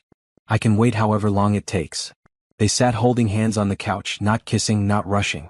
Just being present together, acknowledging the feelings growing between them. Eventually Brianna left. Tyler walked her to her car, the autumn night cool and starlit. Same time tomorrow at the work site? She asked. I'll be there. And maybe dinner again this week? Kayla would love that. So would I. Brianna smiled, that same smile that had captivated Tyler 15 years ago. Then she drove away, leaving him standing in his driveway feeling lighter than he had in years. Inside, Tyler checked on Kayla. She was awake, reading her new journal by nightlight. Dad? Do you like Brianna? Tyler sat on the edge of her bed. Yeah, I do. Is that okay with you? It's more than okay. She makes you happy. I can see it. Kayla set down her journal. Mom would like her. They're both smart and kind and they both loved you. Loved? Past tense for Mom? Mom's gone, Dad. I'll always love her, but she's not here anymore. Brianna is. Kayla's wisdom amazed him sometimes. It's okay to be happy again. Mom told me to take care of you, and part of that is making sure you don't end up sad and alone. When did you become so smart? I've always been smart. You just weren't paying attention. She grinned. So are you going to ask her to be your girlfriend? Eventually. We're taking it slow. Don't take too slow. You're not getting any younger. Tyler laughed and kissed her forehead. Get some sleep, smart mouth. That night, Tyler lay in bed thinking about second chances and new beginnings. About how love didn't have to be once in a lifetime. How hearts, both literal and metaphorical, could heal and grow stronger. Michelle had taught him that love was patient, kind, and enduring. Now Brianna was teaching him that love could also be reclaimed, rediscovered, reborn. Both lessons were precious. Both women were gifts. And Tyler, for the first time since Michelle's death, felt truly hopeful about the future. The next weeks passed in a comfortable rhythm. Tyler worked at Cole Enterprises every day, transforming Brianna's office into a masterpiece. They fell into easy partnership, her ideas combining with his craftsmanship to create something beautiful. In the evenings, Brianna often came for dinner. Sometimes she brought food, other times Tyler cooked. Kayla blossomed under the attention, her health improving daily, her spirits high. 6 weeks after surgery, Dr. Johnson cleared Kayla for full activity. Her heart is perfect, strong and healthy. You can stop worrying. Tyler cried in the parking lot after that appointment. Relief, joy, gratitude all overwhelming him at once. He called Brianna immediately. She's cleared. Completely healthy. Tyler, that's amazing. We should celebrate. That weekend they threw a party. Tyler's family, Kayla's friends, Patrick and his family, even some of Tyler's students came. Brianna's mother drove in from the city, an elegant woman who hugged Tyler and thanked him for making her daughter happy again. The party filled their small house and spilled into the backyard where Michelle's garden had been. Tyler had spent recent weekends clearing it, planting new roses, rebuilding the beds. It wasn't finished, but it was coming back to life. Kayla sang at the party, her voice strong and clear. She performed the song she'd written about hearts and courage and surviving impossible things. Everyone cried. After the guests left, Tyler, Kayla, and Brianna sat in the newly cleared garden, watching fireflies drift through the dusk. "This is perfect," Kayla said. "All of us together. I wish it could stay like this forever." Tyler looked at Brianna, sitting close enough that their shoulders touched, Kayla leaning against his other side. "Maybe it can," he said quietly. Brianna met his eyes. "Yeah, maybe it can." That night, after Kayla was asleep, Tyler and Brianna stood on the porch. The autumn air was crisp, stars visible despite the city lights. "I have something to tell you," Tyler said. "The carpentry project is almost done. Another week and my contract is complete." "I know. Your work is incredible, Tyler. Better than I imagined. But I don't want it to end. Not just the project but this. Spending time together, building something." "What are you saying?" "I'm saying I'm ready. To stop taking it slow. To see where this goes." He took her hand. "Brianna Cole, would you like to officially be my girlfriend? With full teenage awkwardness and everything?" Brianna laughed through tears. "Yes. Absolutely yes." Their first kiss was gentle, tentative, testing boundaries. Then deeper, 15 years of longing poured into one moment. When they pulled apart, both were crying and smiling. "I love you," Tyler said. "I'm scared and unsure and still figuring this out, but I love you." "I love you too. I'll be patient with the scared and unsure parts." They stood holding each other under the stars, two people who'd found their way back despite time and heartbreak and loss. Inside, Kayla watched from her window, grinning. She'd planned this.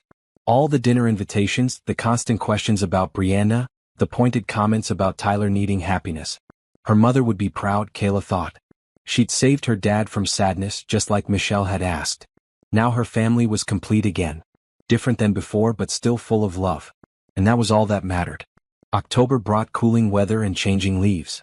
Kayla returned to full days at school, joining the choir and making plans to audition for the winter musical. Tyler finished the carpentry work at Cole Enterprises, the community space gleaming with his custom touches. The grand opening was scheduled for November, but first, Brianna had business to handle. "I have to go to Japan," she said over dinner at Tyler's house. 3 weeks, maybe 4. "The Tokyo office needs my oversight for a major deal." Tyler's stomach dropped. "When?" "Next week. I know the timing is terrible.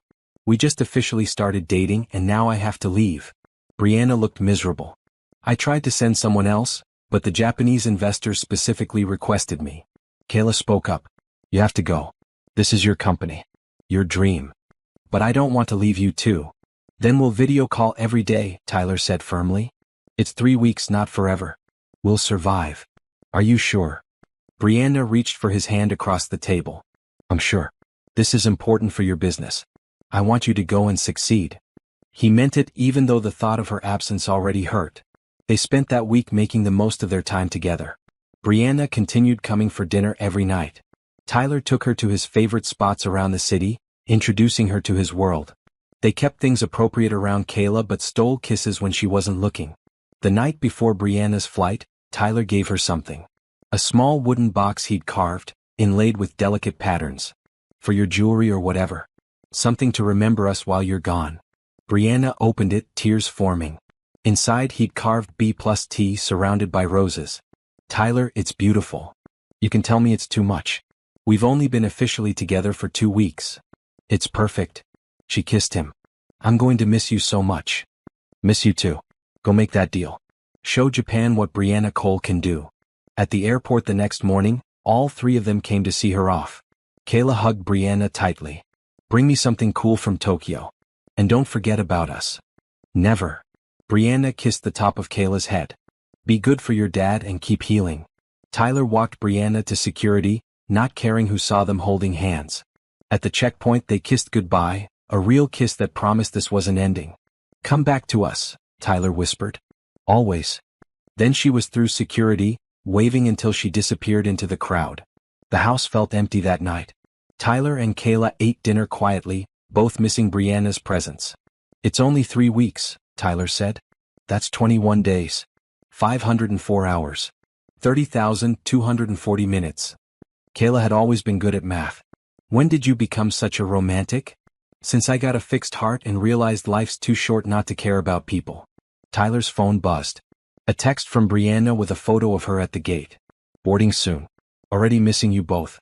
Tyler showed Kayla, who immediately demanded they take a selfie to send back. They squeezed together, Tyler holding the phone. He sent it with the caption, "We miss you too. Safe flight." The days developed a rhythm. Morning coffee, Tyler teaching while Kayla was at school, evenings helping with homework and making dinner. But now they had video calls with Brianna at 10 p.m., which was noon the next day in Tokyo. Brianna would call from her hotel or office, showing them the Tokyo skyline, teaching Kayla a few Japanese words, telling them about the negotiations. Sometimes she looked exhausted, the business deal taking its toll.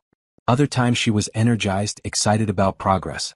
"The investors are old-fashioned," she explained one night. "They need lots of relationship building, dinners, careful negotiation. It's slow but necessary." "How much longer?" Tyler asked. 2 more weeks, maybe 3. "I'm sorry. I know I said 3 weeks maximum, but things are moving slower than expected." "It's okay. We understand." But privately, Tyler found the distance harder than anticipated. He'd gotten used to Brianna's presence, her laughter, her warmth. The house felt incomplete without her. Kayla seemed to handle it better, filling her time with school activities and new friendships. She was thriving, her health perfect, her energy boundless. Tyler was grateful but also lonely. For the first time since Michelle's death, he wanted someone there in the evenings, not just to help with Kayla but for himself. 3 weeks became 4. Brianna's deal was progressing but hit complications. Cultural misunderstandings, contract disputes, endless meetings. "I'm so tired," she admitted one night. Dark circles shadowed her eyes. "I haven't slept more than 4 hours a night in weeks. These businessmen work until midnight, then expect me at breakfast meetings at 7. Tell them you need rest." "I can't. Not until this is signed. We're so close, Tyler. This deal will expand Cole Enterprises into Asia. It's everything I've worked toward. Your health matters more than any deal." "I know. I just need to push through a little longer." Tyler worried. Brianna was pushing herself too hard, the way she always had. It was part of why her company succeeded, but also why she'd been alone for so long. Work always came first. "Promise me you'll sleep tonight. At least 6 hours." "I promise. I love you, Tyler." "Love you too. So much." As Tyler watched Brianna's tired face on the screen, thousands of miles away, he wondered if love was always enough to bridge distance and ambition.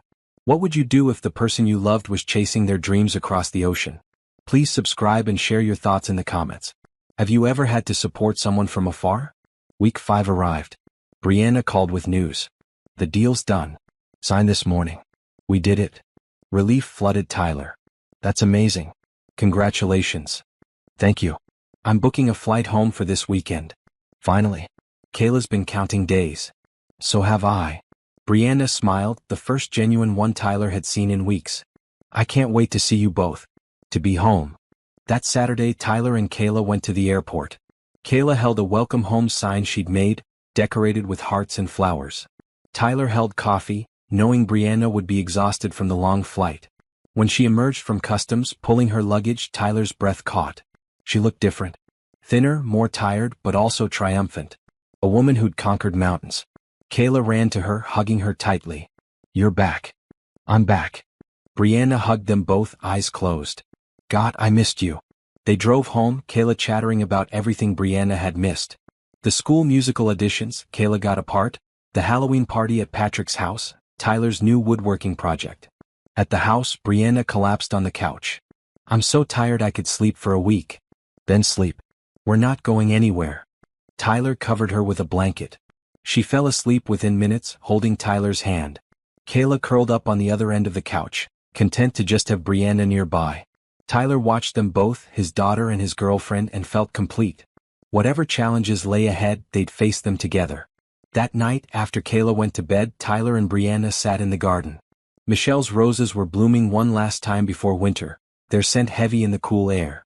"I have something to tell you," Brianna said. "The Tokyo deal means I'll need to travel more. Maybe once a quarter, sometimes for weeks at a time. It's part of running an international company." Tyler had expected this. "I figured. Can you handle it? The travel?" "I think so. Especially knowing I have you and Kayla to come home to." She leaned against him. "But I want to make sure you're okay with it. Dating someone who travels for work is hard." "It is hard. But I believe in what you do. You're building something important, creating jobs, helping communities. I'd never ask you to give that up. Even if it means time apart? Even then. We'll make it work." Tyler kissed her temple. "Besides, absence makes the heart grow fonder, right? I think 5 weeks is enough fondness for a while." Brianna turned to face him. "Tyler, I need you to know. This company, everything I built, it doesn't mean anything if I'm alone. You and Kayla matter more than any business deal." "We know. And we're not going anywhere." They stayed in the garden until the stars came out, wrapped in each other's warmth.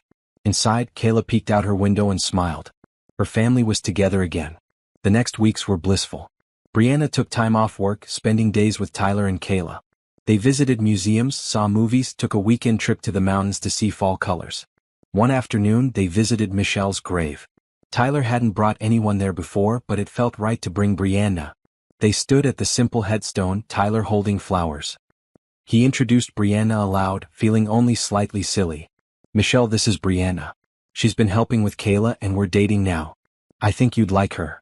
Kayla added, "She makes Dad happy, Mom. The way you used to. You said we should find happiness again and I think we have." Brianna didn't say anything, just placed her hand on the stone respectfully. Tyler appreciated her silence. Some moments didn't need words. Driving home, Kayla spoke from the back seat. "Do you think Mom's happy we're moving on?" "I think she is," Tyler said. "She loved us too much to want us stuck in grief forever." "Good. Because I really like Brianna. Not as a replacement for Mom, but as her own person. Is that okay?" "That's perfect, baby." That night, after Kayla was asleep, Tyler and Brianna talked seriously about their future. "Where do you see this going?" Tyler asked. "Us, I mean. Honestly, I see forever. Marriage, building a life together, maybe me becoming a stepmom to Kayla." Brianna's honesty was refreshing. "But I know it's early. We've only been together, really together, for 2 months. 2 months plus 15 years of history." "True." She smiled. "What about you? What do you want?" "I want stability for Kayla. She's been through so much. I don't want to introduce someone into her life permanently unless I'm certain." Tyler took Brianna's hand. "But I am certain. About you, about us. You're it for me, Brianna. Second love of my life, but no less powerful." "I like being second." Michelle earned first place. Brianna squeezed his hand. "So what's our timeline? Let's get through the holidays. Let Kayla see us as a couple during family events, normal life. Then we'll talk about next steps." "Okay. But Tyler? I already know I want to marry you." "Whenever you're ready, my answer is yes." The declaration stunned Tyler. But looking at Brianna, seeing the certainty in her eyes, he felt the same. "Okay then. Let's see where life takes us." November arrived with the grand opening of Cole Enterprises' new building. The community space looked incredible, Tyler's woodwork shining under professional lighting. A stage dominated one end, seating arranged beautifully around it. For the opening ceremony, Kayla performed. She sang her heart song, the one about courage and healing. The audience of business leaders, community members, and press representatives stood and applauded. Afterward, people crowded around Tyler, praising his craftsmanship. Several offered him jobs, custom projects. Brianna watched proudly, seeing the recognition Tyler deserved. That evening, exhausted but happy, they returned to Tyler's house. Brianna had started keeping clothes there, a toothbrush in the bathroom, her coffee mug in the cabinet. Small signs of integration. "Tonight was perfect," Kayla said, yawning. "Did you see everyone crying during my song? You were amazing, baby girl." Tyler hugged her. "I'm so proud of you." "I'm proud of me too." She grinned. "And Dad? I think it's time." "Time for what?" "Time for you to ask Brianna to move in. She's here every day anyway. Might as well make it official." Tyler looked at Brianna, who was blushing. "Kayla, that's not something kids decide." "Why not? It's my house too. And I vote yes. After Kayla went to bed, Tyler and Brianna sat on the couch, holding hands. She has a point, Brianna said carefully. I am here constantly. My apartment feels empty when I'm there. You want to move in? Eventually. Not yet, maybe. But I want to know it's a possibility. Tyler thought about it. His house still held Michelle's presence. Photos on the walls, her books on the shelves, her influence in every room. Could he share that space with someone new? But then again, Michelle was gone. The house was for the living. And Brianna, Kayla, and Tyler were very much alive. Ask me again in January. After the holidays, when we've been together 6 months. If we still feel this way, let's do it. Okay. January it is. They sealed the promise with a kiss, both knowing they were building towards something permanent. Outside, the first snow of winter began to fall. Inside, new family was forming, built on love, loss, and the courage to try again. Thanksgiving came quickly. Tyler, Kayla, and Brianna spent it with Tyler's parents. His mother fussed over Brianna, asking about her business and travel plans. His father grilled Tyler privately about whether he was serious about this relationship. She's wonderful, son. But she travels a lot. That'll be hard on you and Kayla. I know, Dad. But some people are worth the challenge. Your mother and I like her. Just wanted to make sure you're thinking clearly. I am. For the first time in 2 years, I'm thinking about the future instead of just surviving today.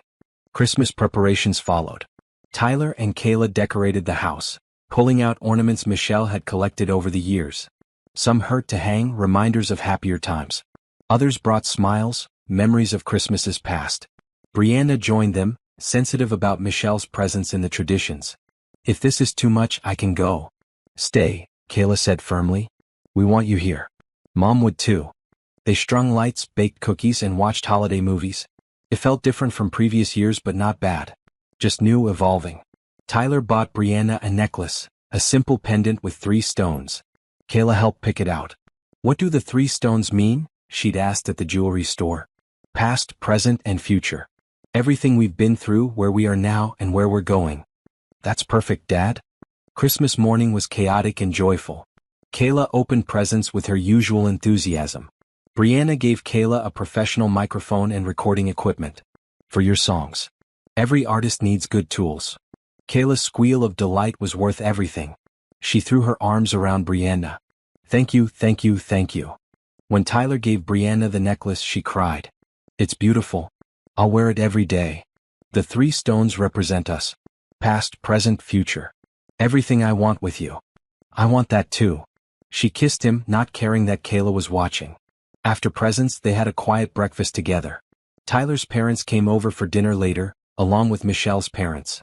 Everyone got along well, the different parts of Tyler's life blending seamlessly. Michelle's mother pulled Tyler aside. Michelle would be so happy seeing you like this. Happy again. You think so? I know so. She told me before she died that her biggest fear was leaving you alone. Seeing you with Brianna, seeing Kayla thriving, that's everything Michelle wanted. The words brought tears but also peace. Tyler hugged his former mother-in-law, grateful for her blessing. That night, after everyone left and Kayla was asleep, Tyler and Brianna sat in the living room surrounded by torn wrapping paper and the glow of Christmas lights. Best Christmas I've had in years, Brianna said. Same. Even better than I hoped. Tyler pulled out a small box he'd kept hidden. I have one more gift, but it comes with a question. Brianna's eyes widened. Tyler. Relax, it's not what you think. Not yet. He opened the box to reveal a key. This is a key to the house. I want you here, Brianna. Not as a guest, but as family. Move in with us. Be part of our lives officially. But we said January? It is almost January. And I'm certain. Completely certain. So what do you say? Brianna took the key, tears streaming down her face. Yes. Absolutely yes. They kissed, sweet and deep, sealing the commitment. When they pulled apart, Kayla's voice came from the stairs.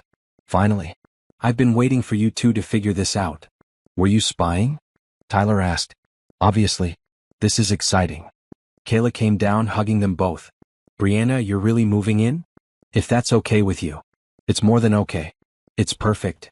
They spent the rest of the night planning. Brianna would keep her apartment for now, use it as an office when needed, but live primarily at the house.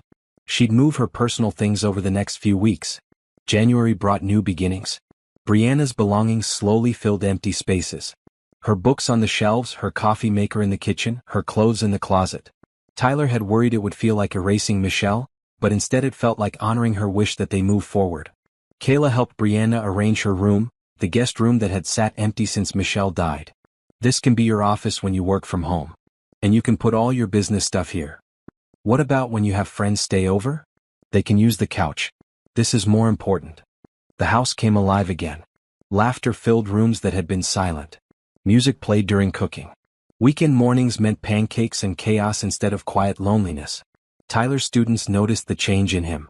"Mr. Bennett, you seem happy," one girl observed during class. "I'm happy. Sometimes life gives you second chances." "That's nice. My mom says second chances are gifts." "Your mom is wise." Patrick visited one Saturday, ostensibly to see Tyler's latest woodworking project but really to check on the living situation. "So she's really moved in? This is serious." "Very serious." Tyler sanded a cabinet door. "I'm going to propose soon. Maybe in a few months." "Good. It's about time you had happiness again." Patrick clapped his shoulder. "Michelle would approve." "Everyone keeps saying that." "Because it's true. You loved Michelle completely and she loved you. But she's gone, man. You get to live to love again. There's no shame in that." Tyler knew Patrick was right. But some small part of him still felt guilty. Like happiness with Brianna somehow diminished what he'd had with Michelle. That night he talked to Brianna about it. "Do you ever feel guilty?" "About us?" "Sometimes. Like I'm intruding on something sacred. But then I remember that love isn't finite. Your love for Michelle doesn't take away from your love for me. They're different, both real, both valid." "That's exactly how I feel. I just needed to hear someone else say it." "We're building something new, Tyler. Not replacing what you had, but creating something different. Both can exist." They fell asleep holding each other, finding comfort in shared understanding. February brought challenges. Brianna had to travel again, this time to London for 2 weeks. Tyler and Kayla managed, but the house felt empty without her. "I miss her," Kayla admitted one night. "Me too, baby. But she'll be back soon." "When you marry her, will she have to keep traveling?" "Probably. Her company needs her. But we'll make it work." "How?" "By trusting each other. By communicating. By remembering that distance doesn't change how we feel." Kayla considered this. "That's very mature, Dad." "I have my moments." When Brianna returned, the reunion was sweet. She brought gifts from London, stories of her meetings, and deep gratitude for coming home to family. "I hated being away," she admitted. "The hotel was nice, the work was important, but all I wanted was here. With you too." "We're not going anywhere," Tyler promised. March arrived with the first hints of spring. Michelle's garden began showing green shoots, bulbs she'd planted years ago coming back to life. Tyler and Brianna worked together to clear winter debris, plant new flowers. "Michelle had good taste," Brianna said, examining the layout. "This garden is brilliant. She spent hours planning it. Every plant has meaning." "Then we'll honor that. Keep her vision alive while adding our own touches." They planted new roses alongside Michelle's original ones. Not replacing, just expanding. Tyler appreciated the metaphor. One Saturday in early April, Tyler woke early. Kayla was at a friend's house for a sleepover. Brianna slept beside him, peaceful and beautiful. He'd bought the ring 2 weeks ago, a simple diamond that reminded him of her. Not ostentatious, just elegant and classic. The question was when to ask. But lying there, watching dawn light creep through the curtains, Tyler realized there was no perfect time. Just right now, this moment, this woman. He gently woke her. "Brianna?" She opened her eyes sleepily. "I love you. I love you too. Though it's very early to be saying so." She smiled. "I know. But I wanted you awake for this." Tyler pulled out the ring box he'd hidden in his nightstand. "Brianna Cole, you came back into my life when I needed you most. You saved my daughter, gave me meaningful work, and showed me I could love again. Will you marry me?" Brianna sat up, suddenly wide awake. Tears streamed down her face as she looked at the ring. "Tyler, yes. God, yes." She threw her arms around him. "I'll marry you. Today, tomorrow, whenever you want." He slipped the ring on her finger, then kissed her thoroughly. When they pulled apart, both were crying and laughing. "Should we call Kayla?" Brianna asked. "Definitely. She'll kill us if we wait to tell her." They video called Kayla, who answered from her friend's house. "Dad? It's 7 a.m. on a Saturday. What's wrong?" "Nothing's wrong. Brianna and I have news." Tyler turned the camera so Kayla could see them both. Brianna held up her hand, showing the ring. "We're getting married." Kayla's shriek nearly broke the phone speaker. "Finally. I've been waiting for you to ask her. When's the wedding? Can I be in it? What should I wear?" "Slow down." Tyler laughed. "We just got engaged 30 seconds ago. We haven't planned anything yet." "Well, plan fast. I'm not getting any younger." After hanging up, Tyler and Brianna lay back down, tangled together. "We're really doing this," Brianna said. "We're really doing this. You ready to be a stepmom?" "I've been practicing for months. I think I've got the hang of it." "What about the travel? The business demands? Can you balance it all?" "I'll make it work. You and Kayla are my priority. Everything else fits around you." Tyler believed her. Brianna had proven her commitment repeatedly. Now they were making it official, permanent. "When should we get married?" he asked. "Soon. I don't want to wait. Maybe summer? Give us time to plan, but not so long we second-guess ourselves." "June? That's only 2 months away." "Perfect. June in Michelle's garden. Small ceremony, just family and close friends." Tyler pictured it. The roses would be blooming. The oak tree would provide shade. Michelle's presence would bless the day instead of haunting it. "Okay, June it is." They spent the rest of the day making plans. Called family to share the news. Tyler's mother cried happy tears. Brianna's mother expressed relief that her daughter had finally found happiness. When Kayla came home that afternoon, she immediately started planning. "I'll sing at the ceremony. And we need flowers, lots of flowers. And what about the cake? Can I help pick it?" "Yes to all of that," Brianna said. "This is a family event. Your input matters." That night, the three of them sat in the garden, surrounded by early spring blooms. Kayla talked excitedly about wedding plans while Tyler and Brianna held hands. "This is going to be the best wedding ever," Kayla declared. Tyler looked at his daughter, healthy and happy.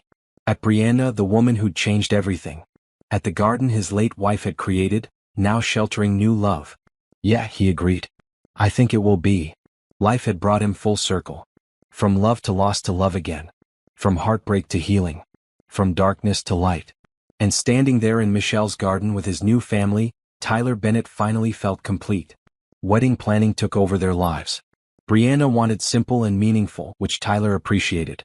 No elaborate ceremony, no hundreds of guests. Just family, close friends, and heartfelt vows. They decided on June 15th, a Saturday. The backyard garden would be perfect by then, roses in full bloom. Kayla threw herself into helping, designing invitations and planning the menu. "Can we have a chocolate fountain?" she asked one evening over dinner. "At a wedding?" Tyler raised his eyebrows. "Why not? Everyone loves chocolate fountains." "Your dad's right," Brianna said. "Maybe we save the chocolate fountain for your birthday instead." "Fine. But I still think it would be cool." The first challenge was meeting extended family. Tyler's parents had met Brianna, but his sister Rachel lived 2 hours away and hadn't visited yet. She planned to come the last weekend of April with her husband and 2 kids. "Rachel can be protective," Tyler warned Brianna. "She grilled Michelle for hours when we first got engaged." "I can handle protective. I survived Japanese business negotiations. I can handle your sister." Rachel arrived on Saturday morning with her family. Her husband Mark was quiet and friendly. Their kids, 8 and 6, immediately bonded with Kayla, who took them to her room to play. Rachel hugged Tyler, then studied Brianna openly. "So you're the famous Brianna. I've heard stories. All good, I hope. Some good, some concerning. Like how you disappeared on my brother 15 years ago." Rachel's tone was pleasant but firm. "Rachel," Tyler warned. "It's okay." Brianna met Rachel's eyes. "You're right to question. I hurt Tyler badly. My father threatened to destroy his scholarship if I didn't leave, and I was too young and scared to fight back. I've regretted it for 15 years. Rachel's expression softened slightly. "And now? Now I'm not scared anymore. I love your brother completely. I love Kayla like she's my own. I'm not going anywhere." "Good. Because if you hurt him again, you'll answer to me." "Fair enough." After that confrontation, Rachel relaxed. They spent the day together, Rachel sharing embarrassing childhood stories about Tyler while Brianna laughed. "He used to collect rocks," Rachel revealed. "Had hundreds of them, labeled and organized by type." "I was into geology," Tyler protested. "You were a nerd. It's okay to admit it." That evening, after the kids were in bed, Rachel pulled Tyler aside. "She's good for you. I see it in your eyes. You're happy again. I am. Michelle would approve. She was always worried you'd be alone after she died. Everyone keeps saying that. Did Michelle tell all of you to make sure I moved on? Pretty much. She made me promise to kick your butt if you became a hermit. Rachel hugged him. I'm glad she found you, Tyler. Both of them. Michelle then Brianna now. You deserve love. The next family hurdle was Michelle's parents. They'd been kind about Tyler and Brianna, but Tyler still worried. He invited them for dinner the following week. Michelle's mother, Patricia, arrived with photo albums. I thought Brianna might want to see Michelle. Understand who Kayla's mother was. Tyler tensed, but Brianna welcomed the albums. They sat together on the couch while Patricia showed pictures.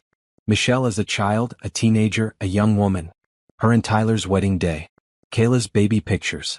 She was beautiful, Brianna said sincerely. Inside and out. She loved Tyler and Kayla more than anything. Patricia touched one photo. When she got sick, her only concern was them. She made me promise to help Tyler to make sure Kayla remembered her. I'll make sure Kayla knows her mother, Brianna said. I'm not trying to replace Michelle. Just add to Kayla's life. Patricia wiped her eyes. That's all we could ask. Michelle wanted Tyler happy. She'd be glad he found you. Michelle's father, Robert, was quieter but equally accepting. You're marrying into a family that still loves Michelle. Can you handle that? I expect nothing less. Michelle was Kayla's mother, Tyler's first wife. She'll always be part of this family. I'm honored to join that legacy. Robert nodded approvingly. Then welcome. After they left, Tyler held Brianna close. That couldn't have been easy. It was actually beautiful. Seeing how much they loved Michelle, knowing they accept me, it feels right. Brianna looked at the photo album Patricia had left. I'm not threatened by Michelle's memory. I'm grateful for it. She shaped Kayla, loved you, created the foundation of this family. I get to build on that. You're incredible, you know that? I'm just honest. Life's too short for jealousy or insecurity. The next weekend, Brianna's mother visited. Diane Cole was elegant and formidable, a businesswoman in her own right. She'd been skeptical about Brianna's relationship at first but agreed to meet Tyler and Kayla. They had brunch at a nice restaurant downtown. Diane asked Tyler about his teaching, his carpentry, his plans for supporting Brianna's busy career. I know my daughter. She works constantly, travels frequently. How will you handle that? By trusting her and staying flexible. I knew what I was signing up for when we got back together. And Kayla? She's been through so much. How do you protect her while managing a relationship? Kayla's strong. She understands that Brianna's work is important. We video call when Brianna travels and we make the most of the time we have together. Diane turned to Kayla. And you, young lady, what do you think about your father marrying Brianna? Kayla didn't hesitate. I think it's perfect. Brianna makes Dad happy. She helped save my life. She's kind and smart and she actually listens when I talk. I love her. The simple honesty silenced Diane. After a moment she smiled. Well then, I suppose I approve. After lunch, Diane pulled Brianna aside. Tyler watched them talk through the restaurant window. Diane's expression was serious, Brianna listening intently. When Brianna returned she looked thoughtful. Everything okay? Tyler asked. My mother apologized. For my father's behavior 15 years ago, for the way I was raised to prioritize business over everything. She said she's glad I finally chose happiness. That must have felt good. It did. Unexpected but good. As May arrived, the wedding preparations intensified. They found a caterer who specialized in simple, elegant food. Ordered flowers from a local shop. Arranged for a photographer. Kayla worked with the music teacher at school to prepare her song for the ceremony. She practiced constantly, her voice growing stronger and more confident. Tyler's best man would be Patrick. Brianna asked Monica, her business partner, to be her maid of honor. The wedding party was small, intimate, perfect. One evening in mid-May, Tyler's parents came for dinner to discuss final arrangements. His mother had opinions about everything. You should have assigned seating, Tyler. People get confused without it. Mom, there's going to be 20 people. I think they can figure it out. What about a receiving line? You need to greet people properly. We're greeting them in our backyard. A receiving line seems excessive. Brianna laughed at their back and forth. Tyler's mother, I appreciate your help. How about you oversee the setup the morning of the wedding? Make sure everything looks perfect. His mother brightened. I can do that. I have an eye for these things. After his parents left, Tyler collapsed on the couch. I forgot how exhausting wedding planning is. At least it's a small wedding. Imagine if we'd invited hundreds of people. I'd elope. Too late now. We're committed. Brianna curled up beside him. Though I wouldn't mind eloping. Just you, me, and Kayla. Don't tempt me. Kayla appeared in the doorway. No eloping. I've been planning this wedding for weeks. You're doing it properly. Yes, ma'am. Tyler saluted. The week before the wedding brought final preparations. The garden looked incredible, roses blooming in every color. Tyler's mother had hired someone to set up white chairs and an arch covered in flowers. Brianna's dress arrived, a simple white gown that made her look like something from a dream. Kayla's dress was green, her favorite color, with flowers embroidered on the hem. Tyler bought a new suit, navy blue with a green tie to match Kayla. Patrick helped him pick it out. You look good, man.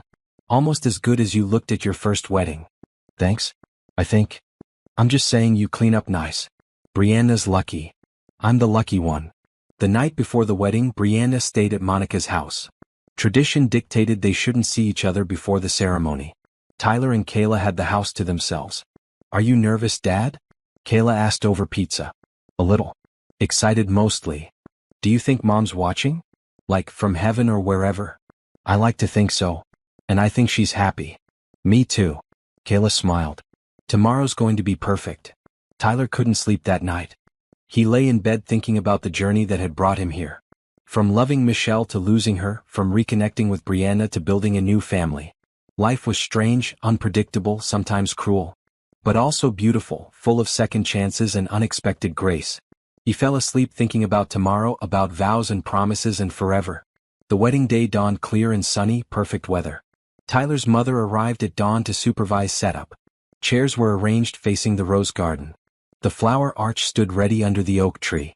Patrick came early to help Tyler get ready. You good, man? I'm good. Really good. Guests started arriving at 2 p.m. Tyler's family, Michelle's parents, Brianna's mother, colleagues from school, neighbors who'd become friends. Everyone gathered in the garden, talking quietly. At 2:30, music started. Kayla walked down the makeshift aisle first, carrying flowers, beaming with pride. She took her place beside the arch. Then Brianna appeared. She walked alone, no one giving her away. She didn't belong to anyone but herself, choosing Tyler freely and completely. She was beautiful. The simple white dress, her hair loose, the necklace Tyler had given her at Christmas. But more than her appearance, the joy radiating from her took his breath away. Tyler waited under the arch, Patrick beside him. When Brianna reached him, she took his hands. Hi, she whispered. Hi, he whispered back. Patrick's friend, a judge, officiated. His words were simple and perfect. We gather today to celebrate love. Not just the love between Tyler and Brianna, but the love of family, of community, of new beginnings built on foundations of loss and hope. Tyler barely heard the formal parts. He was focused on Brianna, on the way she looked at him, on the promise of their future. When it came time for vows, Tyler spoke first. Brianna, 15 years ago, I loved you completely. Then I lost you and thought that love was gone forever. But love doesn't disappear. It transforms, grows, finds new expression. Today I stand here, older and hopefully wiser, grateful for the journey that brought us back together. You saved my daughter's life. You gave me hope when I'd forgotten what it felt like. You showed me that hearts, like Kayla's, can be broken and repaired, stronger than before. I promise to love you, support your dreams, be patient with the distance your work requires, and build a life with you and Kayla that honors the past while embracing the future. I love you, Brianna Cole. Today, tomorrow, and all the days we're given. Brianna wiped tears away before speaking her vows. Tyler, I've spent 15 years trying to forget you. I built a company, made millions, traveled the world, but nothing filled the empty space you left. When I came back, I told myself it was just to see you, to get closure. Instead, I found home. You and Kayla gave me something I'd never had, family. Not the kind you're born into, but the kind you choose, build, nurture. I promise to love Kayla like my own, to be present even when work takes me away, to communicate honestly, and to never again let fear keep us apart. I promise to honor Michelle's memory and the life you built with her, because that love created the man standing before me. I love you, Tyler Bennett. You are my second chance, my home, my forever. There wasn't a dry eye in the garden. Even Patrick was crying. The judge smiled. By the power vested in me, I now pronounce you husband and wife. Tyler, you may kiss your bride. Tyler pulled Brianna close and kissed her as everyone cheered. Kayla rushed forward, hugging them both. "We're a real family now," she said. "We were always a real family," Brianna replied. "Now it's just official." The reception was casual and joyful. They ate good food, cut a simple cake, and danced on the grass. Kayla sang her heart song, bringing everyone to tears again. As the sun set, Tyler and Brianna stood together under the oak tree, watching their families mingle. "Best day of my life," Brianna said. "Mine too." Tyler kissed her forehead. "Though marrying Michelle was also the best day. Is it okay to have two best days?" "More than okay. Both were beginnings, just different chapters of your life." They danced under the stars as night fell, surrounded by love and hope and the sweet scent of roses. Kayla watched from the porch, satisfaction warming her chest. She'd done it. Saved her dad from loneliness, gained a stepmother who truly cared, created a family from loss. Her mom would be proud. As if sensing her thoughts, Tyler and Brianna looked over at her. They beckoned her to join them on the makeshift dance floor. The three of them danced together, a family united by love, loss, and the courage to try again. And in the garden Michelle had created, amid the roses she'd planted with such care, new life bloomed. Different than before, but no less beautiful. Perfect in its imperfection, its blending of past and present, its promise of tomorrow. The honeymoon was short, just a long weekend in the mountains. Brianna had obligations she couldn't postpone, and Tyler didn't want to leave Kayla for too long. They stayed at a cabin overlooking a lake, spending days hiking and nights stargazing. "This is perfect," Brianna said one evening. They sat on the deck, wrapped in blankets against the cool June air. "Small and simple like us." "Speak for yourself." "I'm very complicated." She laughed. Tyler pulled her closer. "Complicated and perfect." They returned home Monday evening to find Kayla and Tyler's mother had made a welcome home banner. The house smelled like fresh cookies. "Welcome back, married people," Kayla announced. "How was the honeymoon?" "Beautiful." "How was staying with Grandma?" "She made me clean my room twice." "I'm glad you're back." Tyler's mother just smiled. Someone has to maintain standards. Life settled into a new rhythm. Brianna worked from her home office most days, traveling only when necessary. Tyler returned to teaching, energized by his happiness. Kayla thrived in school, her health perfect, her confidence soaring. The first real test came in July when Brianna had to travel to Singapore for 3 weeks. Tyler supported her decision, but saying goodbye was hard. "I'll call every day," she promised. "We know. Just be safe and don't work yourself to death." "Yes, sir." She saluted playfully, then kissed him. "I love you, Tyler Bennett." "Love you too, Brianna Bennett." The name still sounded new, wonderful. Brianna had taken his name, something Tyler hadn't expected. "You're building an empire. I thought you'd keep Cole." "Cole Enterprises still exists. But personally I'm Brianna Bennett now." "I like how it sounds."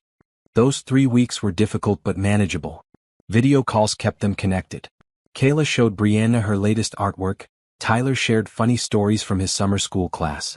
Brianna told them about Singapore's culture, the food, the beautiful gardens. When she returned, the reunion was sweet. They picked her up at the airport, Kayla running to hug her while Tyler followed more slowly, savoring the moment. "Missed you," he murmured against her hair. "Missed you more." "Impossible." August brought a surprise. Brianna's foundation had been doing so well that she decided to expand. She hired a director to handle day-to-day operations, reducing her own workload. "I don't want to miss Kayla growing up," she explained over dinner. "Or miss time with you. The foundation can run without me micromanaging everything." "Are you sure? You built this from nothing." "Exactly. It's strong enough to grow without me hovering. I'll still be involved, just not consumed by it." The change was immediate. Brianna had more time for family dinners, for helping Kayla with homework, for date nights with Tyler.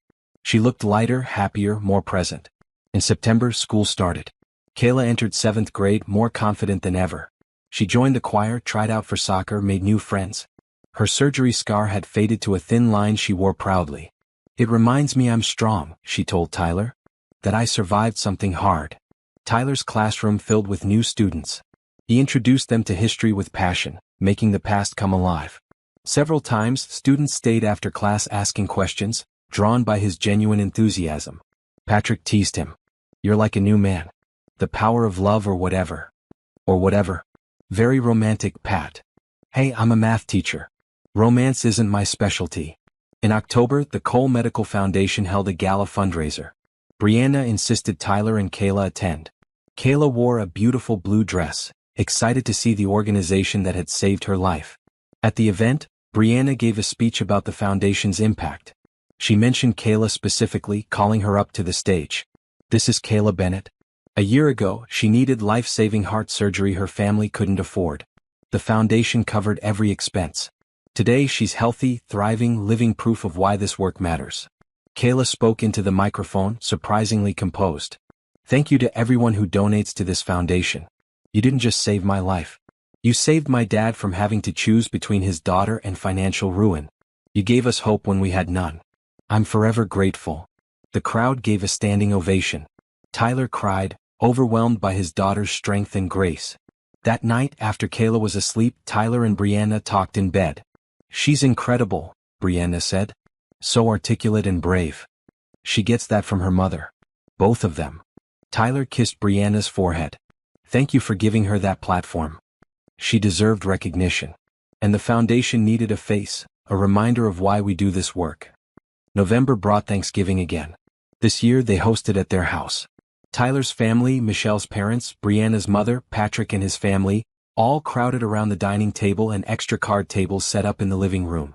The noise was beautiful, chaotic, perfect. Multiple conversations happened simultaneously, kids ran around, laughter filled every room. Brianna carved the turkey while Tyler managed side dishes. Kayla helped set tables and kept everyone's glasses filled. Before eating, Tyler's father called for silence. "I'd like to say something. A year ago, Tyler and Kayla were facing impossible circumstances. Kayla was dying, Tyler was drowning, and hope seemed far away. Today we're gathered in abundance. Kayla is healthy. Tyler is happy. Our family has grown to include Brianna, who's proven herself kind, generous, and worthy of our love. I'm grateful for second chances, for medical miracles, for love that persists through grief. Let's eat." Everyone raised their glasses in agreement, then dove into the meal. After dinner, Tyler found himself in the garden with Michelle's father. Robert looked at the roses, now dormant for winter but still beautiful. "Michelle would be so happy," Robert said quietly. "Seeing you like this." "I hope so. I still miss her." "Of course you do. Love doesn't end with death. It transforms." Robert put his hand on Tyler's shoulder. "But life is for the living, son. You're doing right by Michelle's memory by living fully, loving again, giving Kayla a complete family." "Thank you. That means a lot." Inside, Brianna and Kayla were teaching Diane how to play a card game. The three of them laughed at Diane's competitive streak, her determination to win at everything. Tyler watched through the window, his heart full. This was family. Messy, complicated, built from love and loss and persistence. December brought holiday preparations. They decorated together, blending Tyler's traditions with Brianna's. The house sparkled with lights and greenery. On Christmas Eve, Brianna surprised them with a trip. "Pack bags for a week. We're going somewhere special." "Where?" Kayla demanded. "It's a surprise. Trust me." They flew to a beach resort in the Caribbean. Warm sand, clear water, palm trees swaying in gentle breezes. For a week, they played in the waves, built sandcastles, watched sunsets that painted the sky impossible colors. "This is the best Christmas ever," Kayla declared, floating in the ocean. "Agreed," Tyler said. He looked at Brianna, who was reading under an umbrella. "Though any Christmas with you would be the best." "Sappy," Kayla said, splashing him. On New Year's Eve, they stood on the beach watching fireworks over the ocean. Kayla had fallen asleep in their hotel room, exhausted from a day of activities. "Happy New Year," Brianna said as midnight approached. "Happy New Year." Tyler kissed her as fireworks exploded overhead, brilliant and beautiful. "What do you want for this year?" she asked. "More of this. Family, health, love. Simple things that matter." "Simple things that matter," Brianna repeated. "I like that." As the new year began, they made a list of goals. Tyler wanted to write a history curriculum for advanced students. Brianna wanted to open 3 more regional Cole Enterprises offices. Kayla wanted to write an entire album of songs. They supported each other's dreams while building their shared life.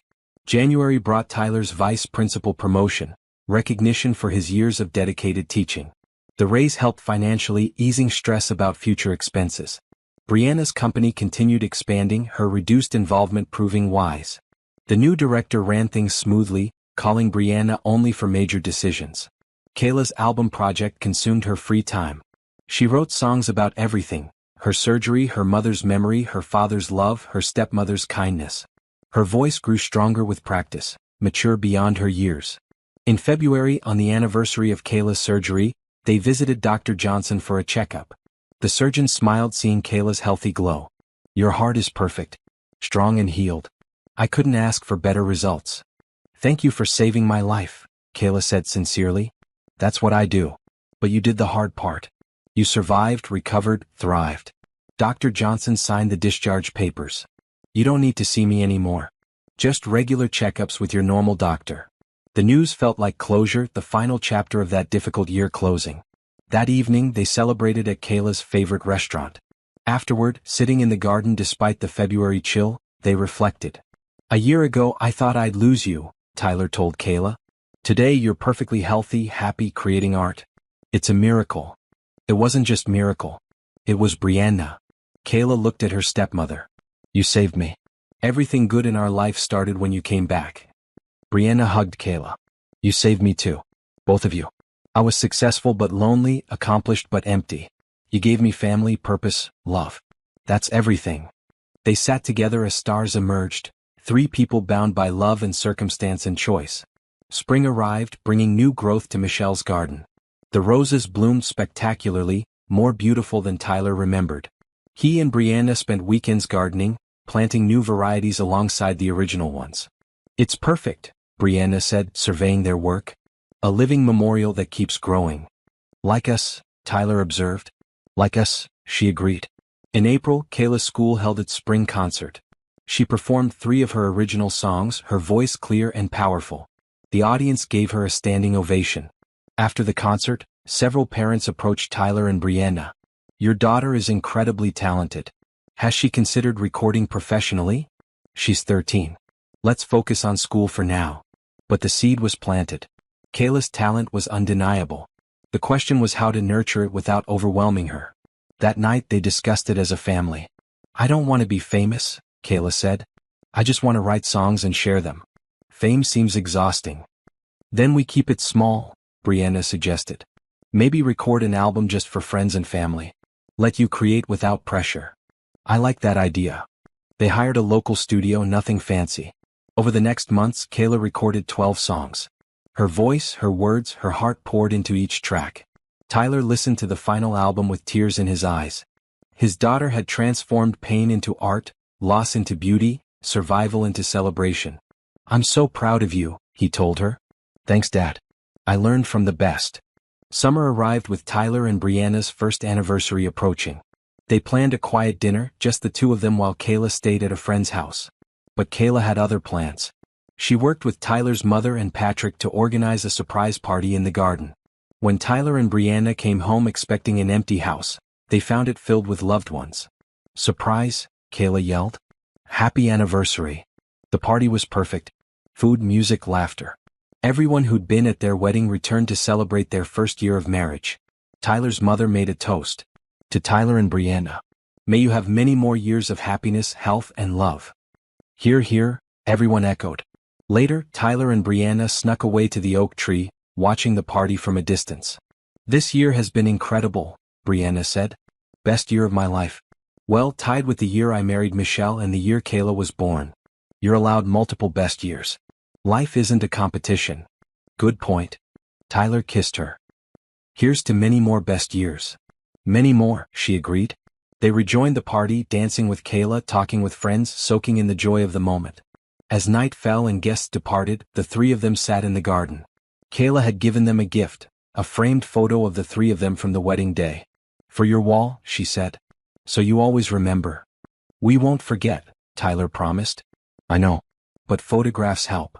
Kayla yawned. "I'm going to bed. Today was exhausting." After she went inside, Tyler and Brianna stayed in the garden. Fireflies drifted between roses, stars emerged overhead, the summer air was warm and gentle. "I never thought I'd be this happy again," Tyler admitted. "After Michelle died, I thought happiness was over. I'd just exist for Kayla's sake. And now I'm living again. Really living. You gave me that. We gave each other that." Brianna leaned against him. "I was existing too. Working constantly to avoid feeling empty. You filled that emptiness." They sat in comfortable silence, grateful for second chances and new beginnings. Inside, Kayla looked out her window at her father and stepmother in the garden. She thought about her mother, wondering if Michelle could see them. If she was happy knowing her family had healed. Kayla believed she was. Believed her mother's love was still present, still guiding them. She fell asleep with that comforting thought, secure in the knowledge that love never truly ended. It just transformed, grew, found new expressions. The Bennett family had been broken by loss. But through kindness, hope, and love, they'd rebuilt themselves. Different than before, but no less beautiful. Stronger in the broken places. Wiser for having survived. Grateful for every moment of joy earned through difficulty.